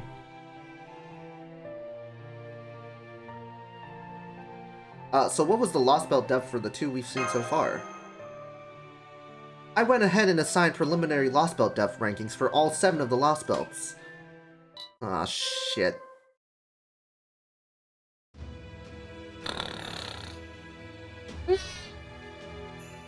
Okay, anyway.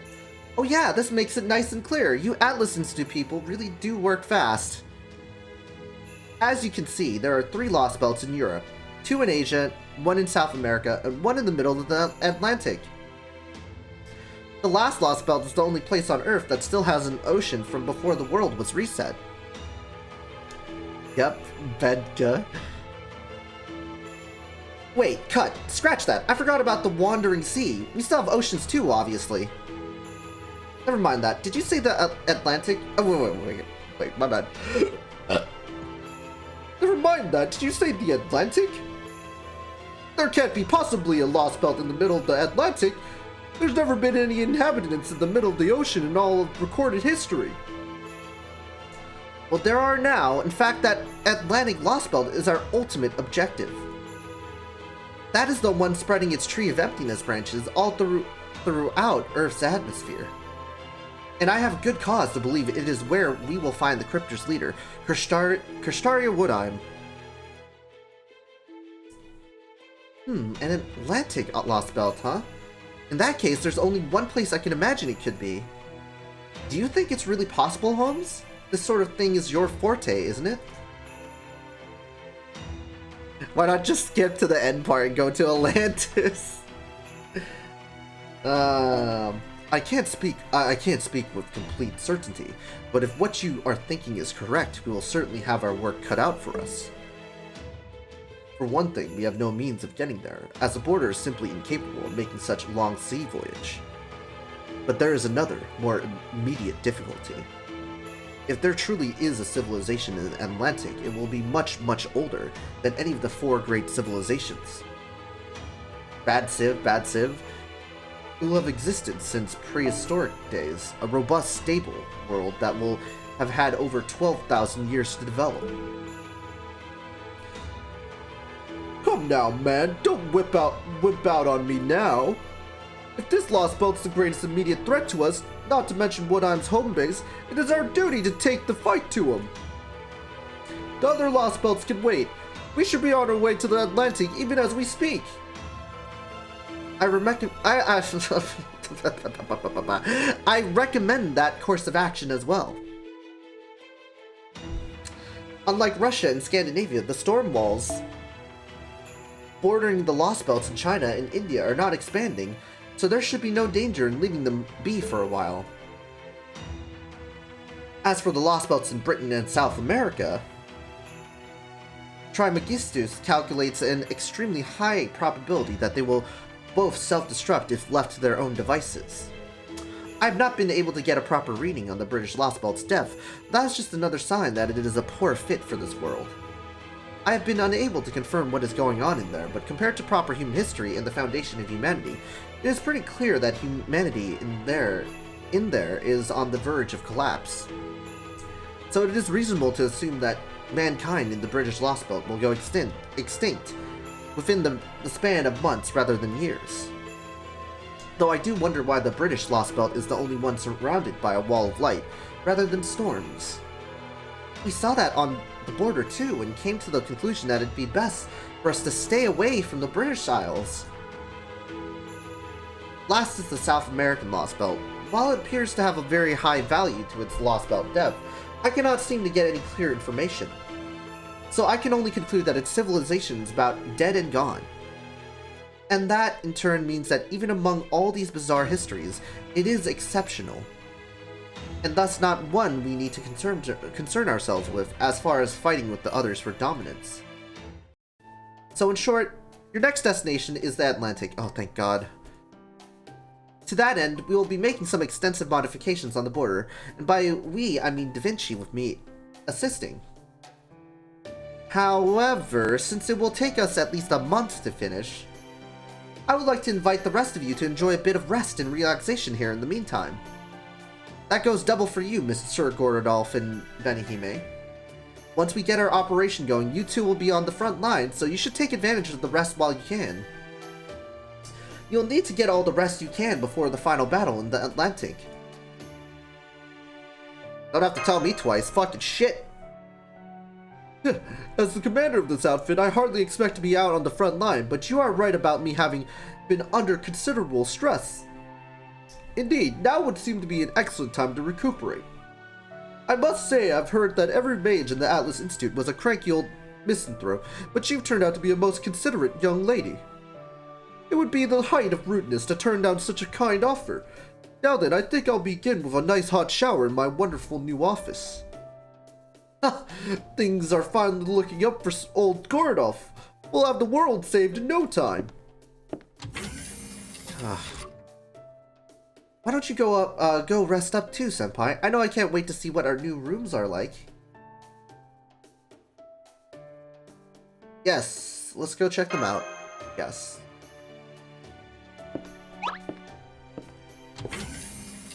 Please be the end. Be the end. Oh my fucking god. Man, I'm kinda jealous, but if anyone deserves some free time, it's those two. Anyway, how about us, Sean? Are we going to keep going with the meeting? I should warn you, even you might have a hard time modifying the border. Good point. Your designs appear to all be similar to magecraft from the Middle Ages, while mine are based on cutting-edge alchemy. Damn. We could well end up having incompatible design philosophies. But never mind that. Truthfully, I'm much more interested in that exoskeleton. I think you called it the Ortnaus? Mosh's own spirit origin tuning is perfect, but the Ortnaus still has a long way to go. I imagine it is pretty difficult for Mosh to fight in that. Am I wrong? Well, yeah, I had to build a lot of the Ortnaus from spare parts for the border that I just had lying around, so of course it's not perfect. So what did you want to mess with? You know there's no way to restore her old defensive power, right? Of course, we could not possibly recreate Galahad's gift with Earth as it is now. So instead, I was hoping you might let me tinker with the bunker bolt mechanism.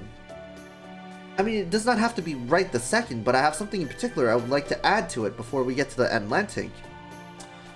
But before I got pulled into onto Trismegistus' development, I was working on a conceptual weapon related to one's natural longevity. Longer life. Hopefully that's like a actual improvement to Mosh's performance. Probably not, though.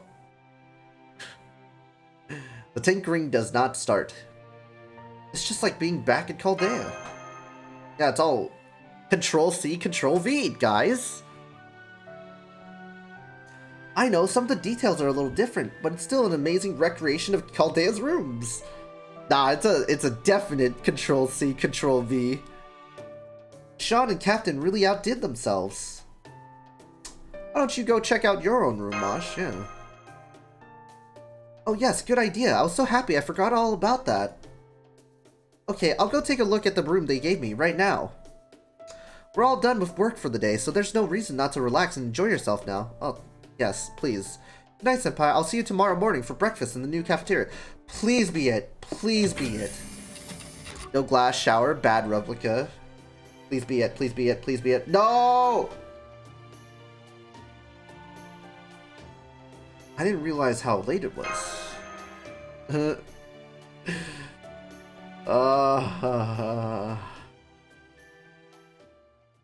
Be it. Please be it. Please be it. Please be it. Oh my god.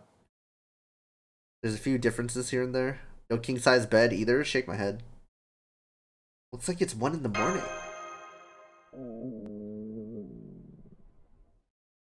Come to think of it, I didn't have any dinner.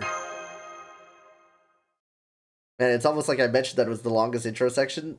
Look, man. He said the cafeteria should be ready now. You still have like 5 minutes if you read fast. I can't believe this. The nerve of that Atlas churl. Not only did he not have my director's office ready, he had the gall to tell me to use a sleeping bag at the dock until it was done. Some captain he is. No doubt he's some pirate scum of a heroic spirit if he thinks he can treat me like... No, this won't do. I can't lose my temper like this. Get a hold of yourself. Be elegant. Breathe from the diaphragm, just like Tool taught you. Captain may try to hide it, but his dignity is unmistakable. No pirate could fake that. But then, who could he really be? I just can't tell.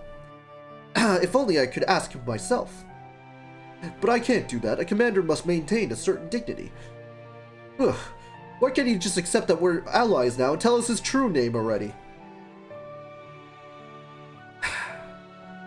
Well, I'd better make myself comfortable since I'd be spending the night here again. Menier, Kawata, Octavia, Tomlin, Chin, Diane, Elrod, Marcus, Kirlight, Benihime. I see you had no problem remembering to make rooms for all my staff. Well, they may have their cushy beds, but there's only one thing I've got that they don't. Midnight snack time. Now then, I think I'll go break in the new kitchen. Suska, who is it?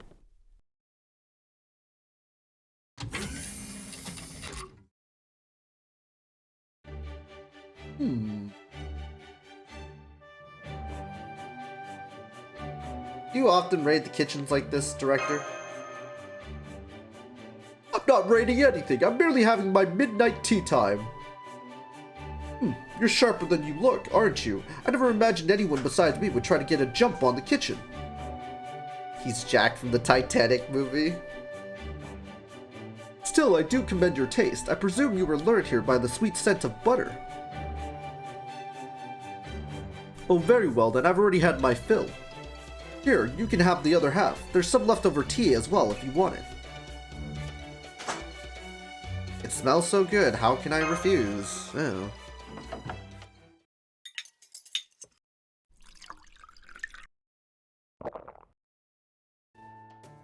Oh, by the way, is everything alright with you? And with the demi-servant girl, for that matter. Never mind. I can see you must have woken up in the middle of the night, despite being utterly exhausted. That could only mean you've been unable to relax your mind amid all that has happened. Well, I can hardly blame you. This must have been an arduous journey for a young lady with no military experience. The two idiot gluttons sharing a snack in the night. Mood. It is a mood. Once you had some cake and a nice hot cup of tea, you should have no trouble drifting right off. Go back to your room once you finish that, and you'll see how right I am. And of course, I trust that you will join me in pretending none of this happened tomorrow morning. Why? It's food, whatever. Now that you've eaten the other half of the cake I found here, that makes you my accomplice after all. So shut up.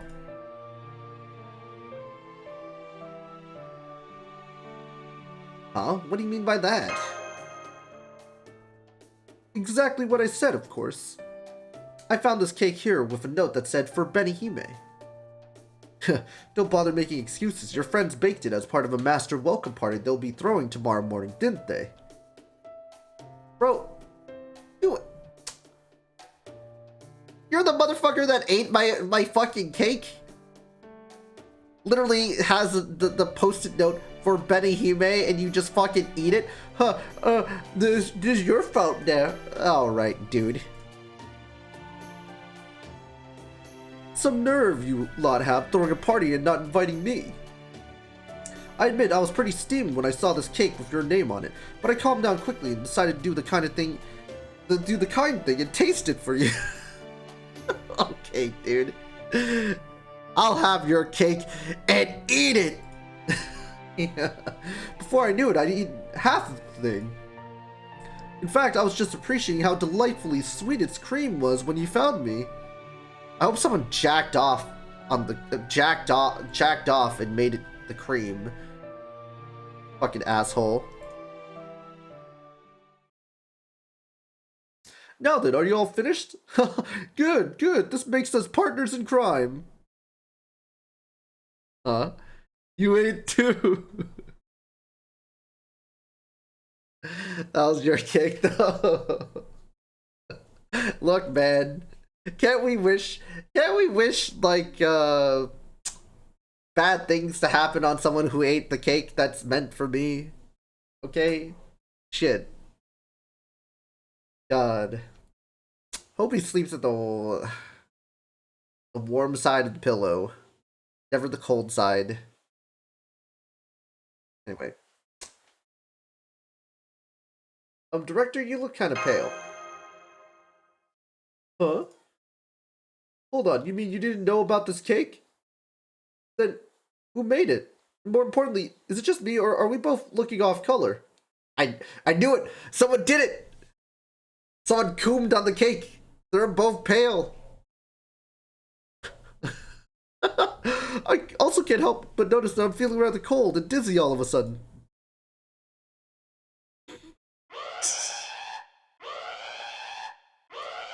Warning, warning. Unauthorized lifeform detected.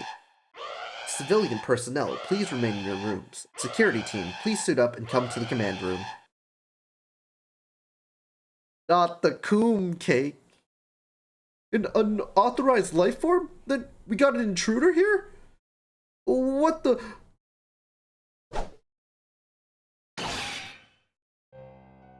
Get back before you get hurt. There's a real nasty woman over there. Oh, Koenskaya. Captain? This way, Director. Yes.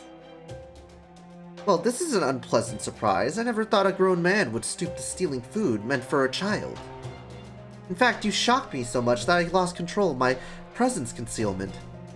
It seems the one thing you excel at is getting in other people's way. Wouldn't you agree, Your Excellency?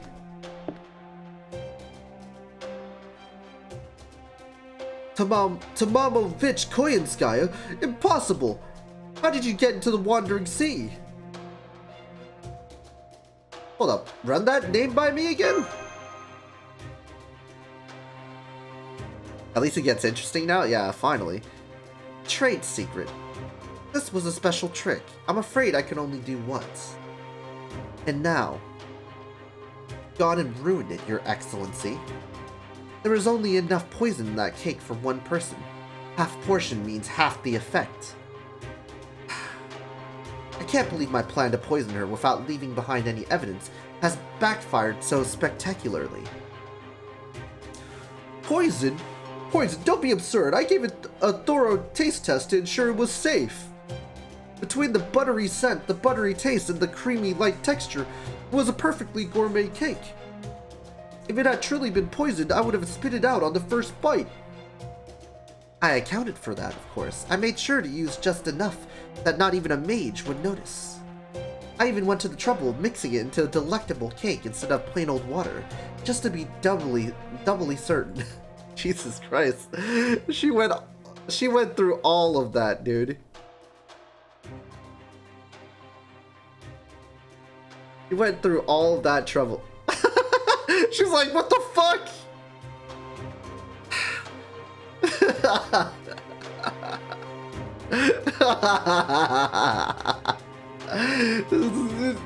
Oh, yes. You know what's really funny? When I said I hope something happened to the cake, I guess something really did happen to the cake.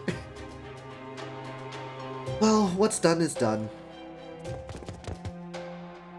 And since it looks like everyone is up on their way here, I think I'll take my leave before things turn violent. I'm sure you'll have no trouble figuring out what the poison was with Sherlock and Da Vinci here, but that's all you'll be able to do. If you want to actually neutralize the poison, well, you'll have no choice but to fight your little friends to the death again. And that should be quite entertaining in its own right.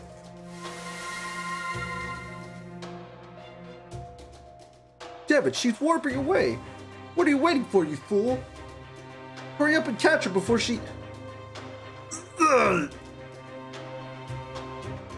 It's no use, she's already gone. Never mind her now, we need to get you to the infirmary. Sean, we got an emergency. Take Da Vinci and meet us inside the border.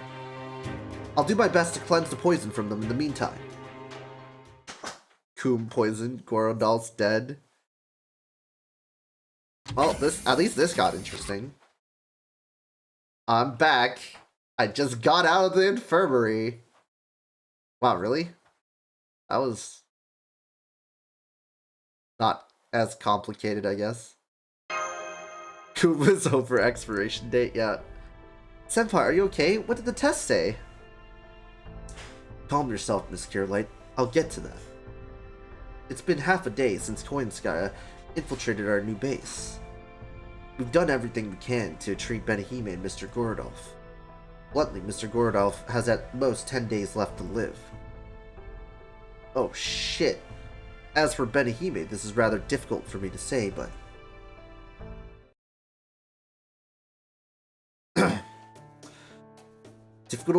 difficult as this is to say, she is essentially fine. The poison remains in her system, but it will have no more effect than a bad cold.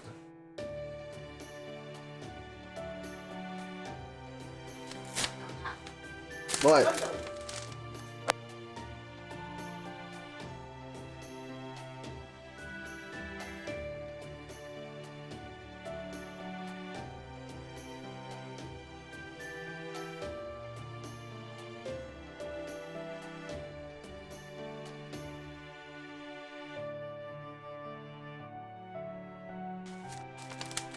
He's dead. You're not fine. Have we even done a node? Nope. A cold, even though it's fatal for Director Gorodolph? We still have the poison resistance, right? That can't be right. We both ingested the same amount of poison. Yes, but thanks to her contract with Miss Kirlight, Miss Benihime has a rather potent resistance to poison. If that contract were to be broken, she would most likely be dead in an hour. Oh, Sag. Sasuke, 5k. Yeah, thanks, Mosh. You saved me again. Well, of course I'm honored to be helpful, but... don't we still have to do something to help Director Gorodolph? Damn straight you do. What are you waiting for? I know you can figure out an antidote. They say genius recognizes genius, right? And you're two of the greatest geniuses in human history. But put all that genius to work and help me already. I'm terribly sorry, but for once, there's nothing we can do. We analyzed Koinskaya's poison. I'm afraid she's chosen some, frankly, troublesome ingredients. Its base sequence does not exist on Earth in 2020. As such, there's no way for humanity in its current state to reproduce it. Which also means it's impossible to formulate an antidote. Its base sequence doesn't exist on Earth in 2020? So Trismegistus 2 is telling us, yeah, we did determine that the poison they ingested is some sort of natural substance, but we have had no success determining what plant it was extracted from. Oh no, anyway, he's dead. Go join the sheep guard. Oh damn. All we know is his name. Shan Shai Ming Mai, or Immortal Shan Shai Ming Mai, or Immortal Decline, and the fact that it was used a number of times in the past. Oh, we go into China.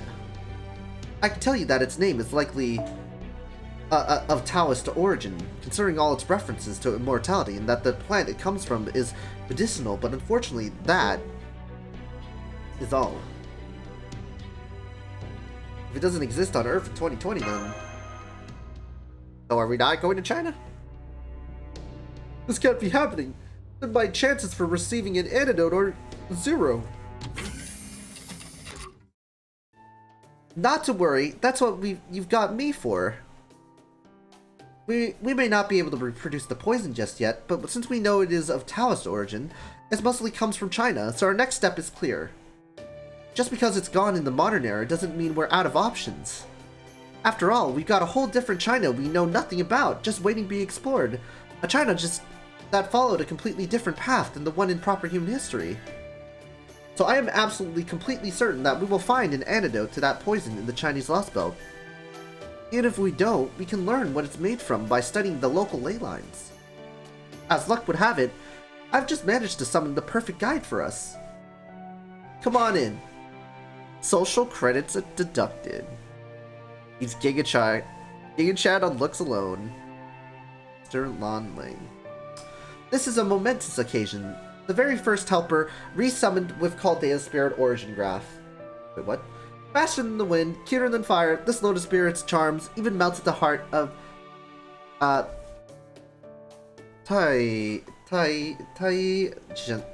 Genren. That's right, it's the artificial Bao Bei made in ancient China. The marshal of the central altar, Crown Prince Neza.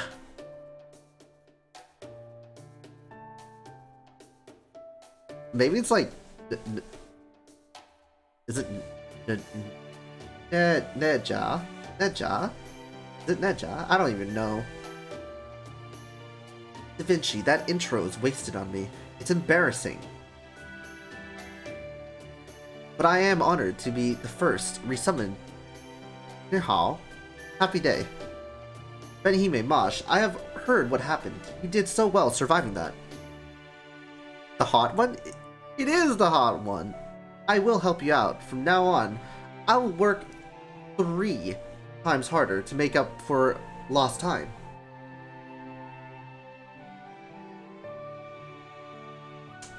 I'm just, for brevity, I'll just say thank you, Neza.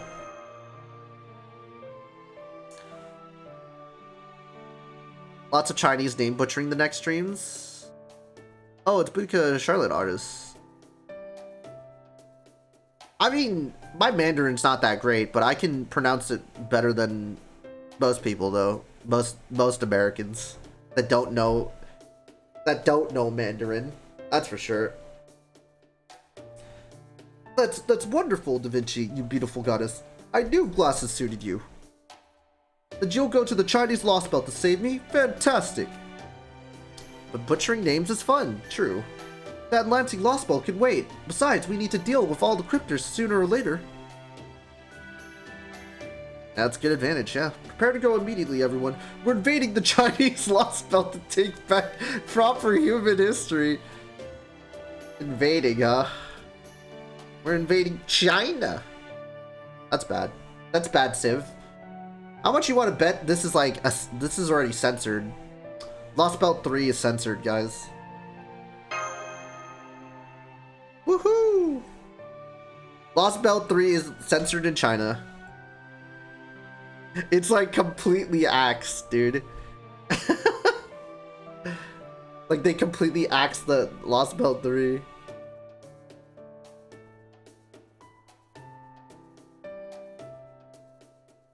Let's go. Oh my god. Without context, Sengoku, that looks so bad. No, I understand how you feel, Master, but Director Gordolph's life is at stake. We have to deal with all the Lost Belts, no matter what may be awaiting us in them. After all, we're not wanderers. We have our own world, with our own history. Yeah, I know. Alright, I understand I have no objections. This should be a good learning experience. Besides, you are still technically poisoned yourself, Benihime. Ah, shit. Just because it is not affecting you right now does not necessarily mean it will not later. We really should neutralize it. Wonderful. This is tremendously promising. What are we waiting for? Let's get the border ready to... Not so fast. There's something else we need to clear up first. How did Coin Sky enter the Wandering Sea? We need to understand that so we know it can't happen again. It should be impossible to warp into the Wandering Sea from the outside, since it's impossible to see and its coordinates are always changing. Genocide is a small price for antidote? Oh my god, guys. And yet she popped inside like it was nothing, which means there must have been something she was able to use as an anchor. Just to clear up any doubts, Miss Sean, I don't suppose Coin Sky was originally from the Wandering Sea. Or perhaps she had visited here at least once before. No chance. This was definitely her first time here. I'm German, I know. Oh, Jesus. And that leaves only one possibility. One of us summoned her.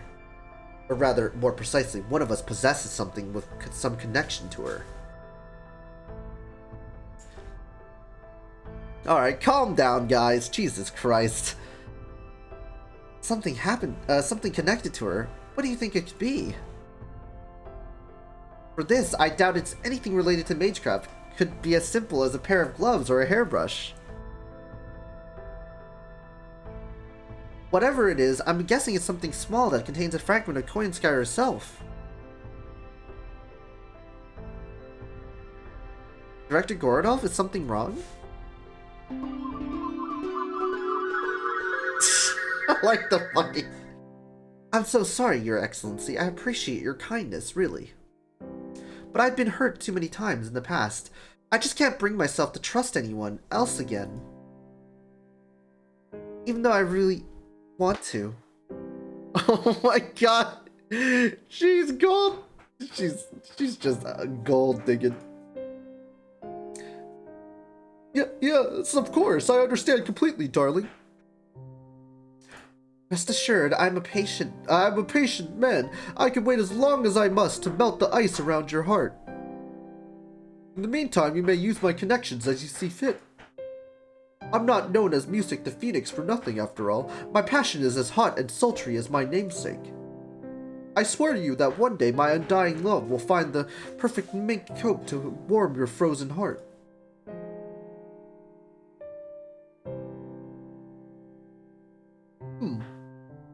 Why aren't you saying anything? Forgive me, Your Excellency. I was just touched by what you said. Here, Your Excellency, I want you to have this lipstick. Pretend it's me. Keep it close to your heart, where no one can ever see it. Oh my god. It's all his fucking fault. I know how awful I can be, so I'm afraid I may end up disappointing you over and over and over. Over and over? But please remember this. She doesn't sound touched. I think she was about to burst into laughter. Yeah, I know. That's why I was trying to make it sound like she was trying to like stifle a laugh. If you swear to hold on to that lipstick forever and ever, I promise you that one day I will return to you, no matter what fate may have in store.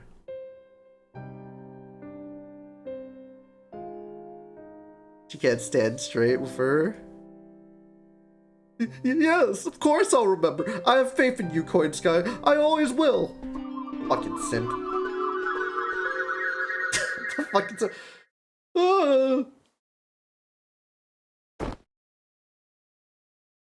Is that lipstick? Why you! Oh, you stupid thing!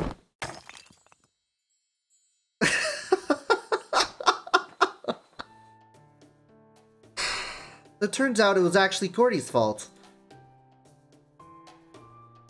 Farewell, lipstick. Farewell, fond memory. At any rate, that's one problem taken care of. We finished investigating the base and removed all traces of Coin Sky or anything she left behind. You know, I love it. I love how everyone's just so like, just not surprised whatsoever. They were like expecting him to screw up already. They're like, oh, he fucked up. Well, anyway. Man, you should have seen Oku. 3.5, he's even horny. He'll get his chance in 2 years. Yeah, I'll get my chance. We finished investigating the base and removed all traces of Coin Sky or anything she left behind. We should no longer have to worry about unexpected visits from her in the future. Correct, Miss Sean? Yeah, she had one shot at taking you out, and she blew it. I would venture a guess that she is none too pleased right now, but you know what they say, what goes around comes around. God. The localization's so fucking weird. Oh, I don't have time to feel sorry for myself. Holmes, Da Vinci. Hey, if you're gonna be horny, you might as well be horny for Koyan. I mean... Musashi? He's pretty cute. Anyway, as I was saying, we need to leave for the Chinese LostBelt immediately. I trust the border is ready. We only have 10 days to find this planet, and we can't waste a single minute. Come to think of it, are you sure we'll make it in time? I'm not already done for, am I? Don't worry, I haven't thought about that. I just need to run it by Sean. Sean, you designed the paper moon. Do you think it'd be possible to zero sail from here all the way to the Chinese LostBelt's border? Especially since I'm guessing Captain there is actually... Shut it, Da Vinci. I can't stand having other people share my secrets. Of course I'll keep my mouth shut. As long as you help us out, that's all that matters. In my estimation, a zero sail should let us jump from the Wandering Sea straight to China. China? We still have to worry about getting inside from there, of course, but I figured the actual trip to the LostBelt would take less than a day. What do you think, Sean? Am I totally off base? Nope. All sounds right to me, Da Vinci. No wonder you're Chaldea's, or rather, humanity's guardian. I would have suggested the same thing. You were just quicker about it. The Atlas Institute will be glad to get you to the Chinese LostBelt, right, Captain? I'm not part of the Atlas Institute, but I suppose I can help. I'll have you to the Chinese LostBelt in less than half a day. After that, it's all up to you guys, Benihime. Yeah, thanks, Captain. The Tropic's like, if Koyan's a furry, then yes. Guess we all agree then. Okay, everyone, get ready to head out. I estimate you should have room in the border to fit supplies for about 15 days. I'll open up the Wandering Seas dock in an hour, so please make sure you are all set by then. Your next destination is the Chinese LostBelt.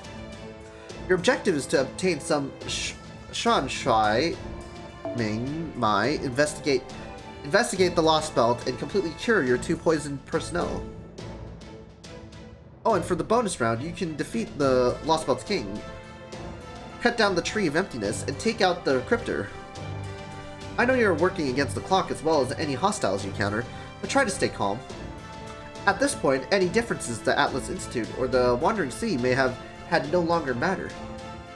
Do we get a fight now? No. From this point on, I hereby dub the Wandering Sea Chaldea No. 2, Novum Chaldea. As Trimegistus II's caretaker, I will do everything I can to support you.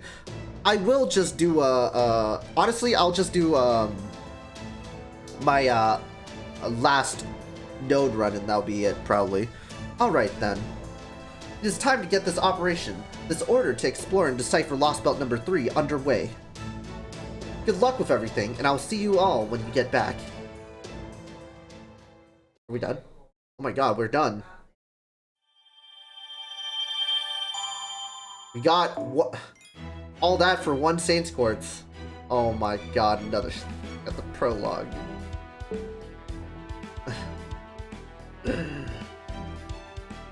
Okay, we'll just tide you guys over with a battle, okay, guys?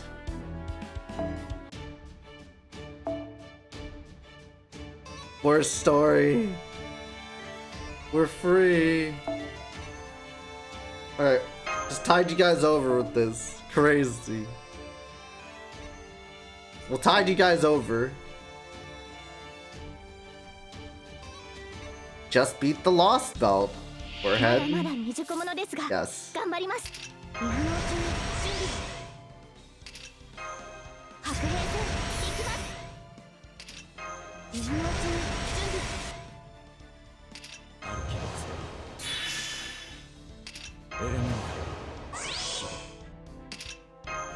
Can I do the intro tomorrow?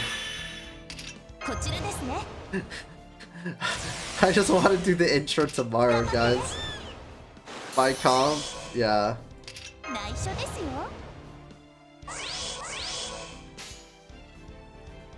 We're gonna do the intro tomorrow. You know what? We're gonna do the intro tomorrow. I think that's a good, ending point right there. That was too much. That was too much dialogue. It was literally almost 4 hours of dialogue. Oh, my brain turned off. Nice. Oh well. It's fine. We're good.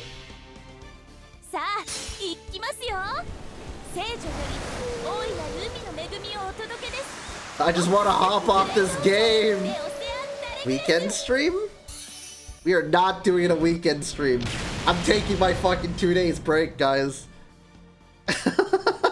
I'm taking my 2-day break.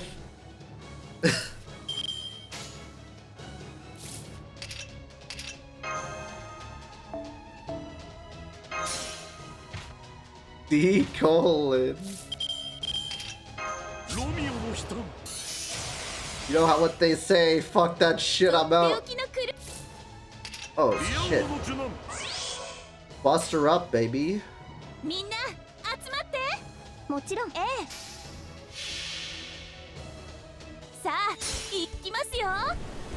said tomorrow.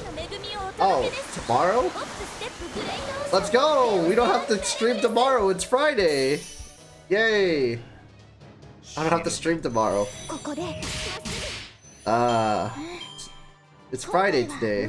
Saturday, Sundays. Woo!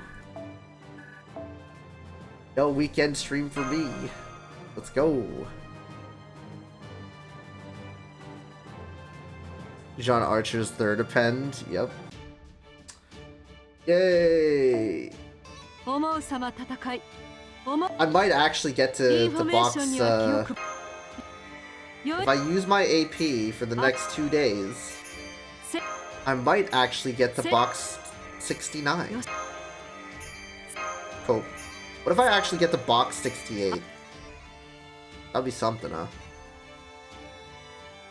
22 left. We'll be box 68 for the next 2 days. Yeah, I'll get to box 69. It'll be fun. Actually, Buster. Yeah. Well, we're gonna stream. Well, I'll catch you guys on Monday. That's it. I'll catch you guys on Monday. Jesus Christ, dude.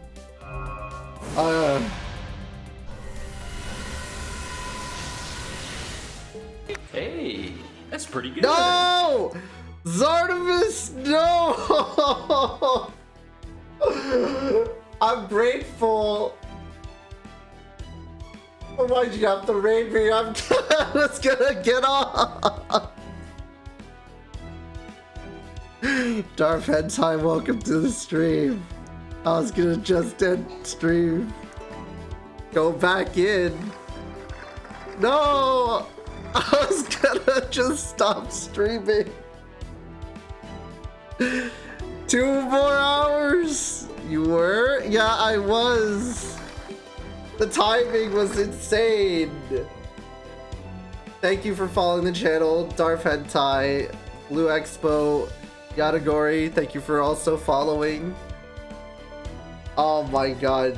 You guys will see me Monday, that's for sure. Because I've been streaming since what? Like Tuesday, but I kind of took like a day off on Monday. But hey, I'll be streaming on Monday to Fridays. Then Saturday, Sundays, I'm not streaming. Hey, give us content, John. Ayo, pop gold apple. Level 120, get to level 150. Yeah, I'm level 120. I'm only a 2-month-old account, guys. Grind. Hey, yo, invade China. Still 5K. Oh, okay. You know what, guys? I'll do one more. Okay, we'll do one more 90. Okay, guys. All right, there you go. All right. Hope y'all happy. We'll do one more 90. So I can get to box 68. We're so close to box 69. Okay. Yeah, there we go. Content. Yeah. Dude, I'm all gassed out. I was gonna end the stream. I was gonna go host somebody and then...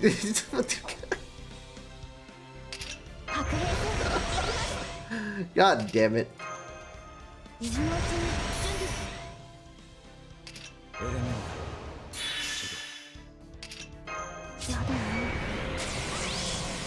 I gotta end stream real nice, like, I guess. Alright, who's live? Who's live while I look around and do all this shit? Oh, I could rehost Koro actually. He's playing Fate. Yeah, let's I'm gonna pop into his stream. Yo, we're just gonna get the proverbial like we'll do the proverbial shit here. We're gonna pass everybody's like viewers around like it's actually that's not appropriate. And that Sif follow. Oh yeah, it's still only 5K. I think we should increase server request cost a little more. Combo raids, yeah, combo breaker. 6,900? Yeah, 6,900. Good work today, John. Have a good weekend. Yeah, streamception. Definitely a streamception.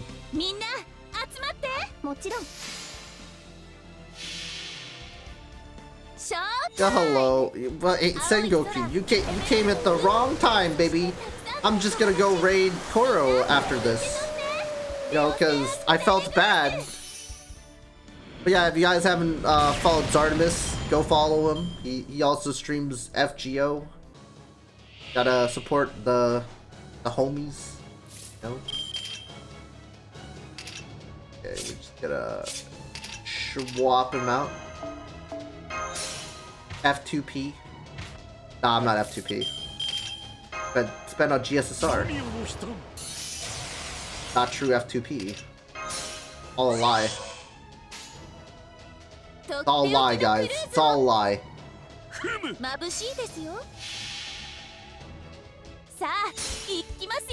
Thank you for the shout out, my guy. Yeah. Gotta spread the viewership around. Even though it's literally everybody's kind of like in the same pool of viewership anyway. But still, gotta spread it around.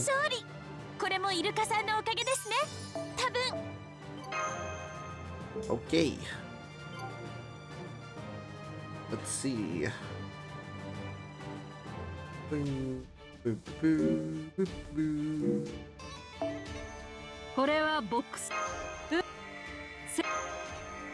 We're so close to 69 boxes. We're at box 68.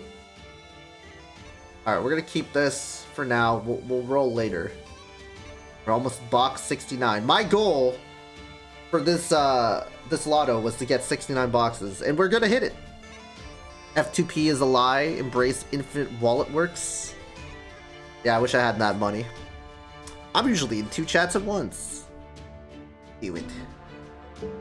Yeah, don't worry. We'll get that later tomorrow.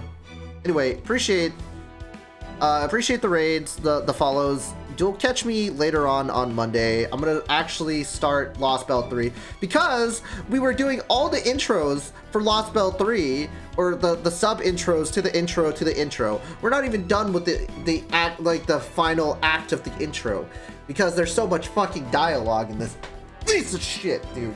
Anyway, yes, we're heading to China. F2P gang. Anyway. Yeah, we did not do one single battle because of how dialogue heavy the freaking intros were. We spent so long talking. What was it? We took like, what, 20 minutes, 30 minutes? The rest was actually me reading it. And also was kind of a snooze. But anyway. Let's go raid our boy Koro. So thank you guys for coming in. They'll fix that in LostBelt story. Yeah. He's doing lottos, so go say hi. And I'll catch you guys in a bit. Peace out.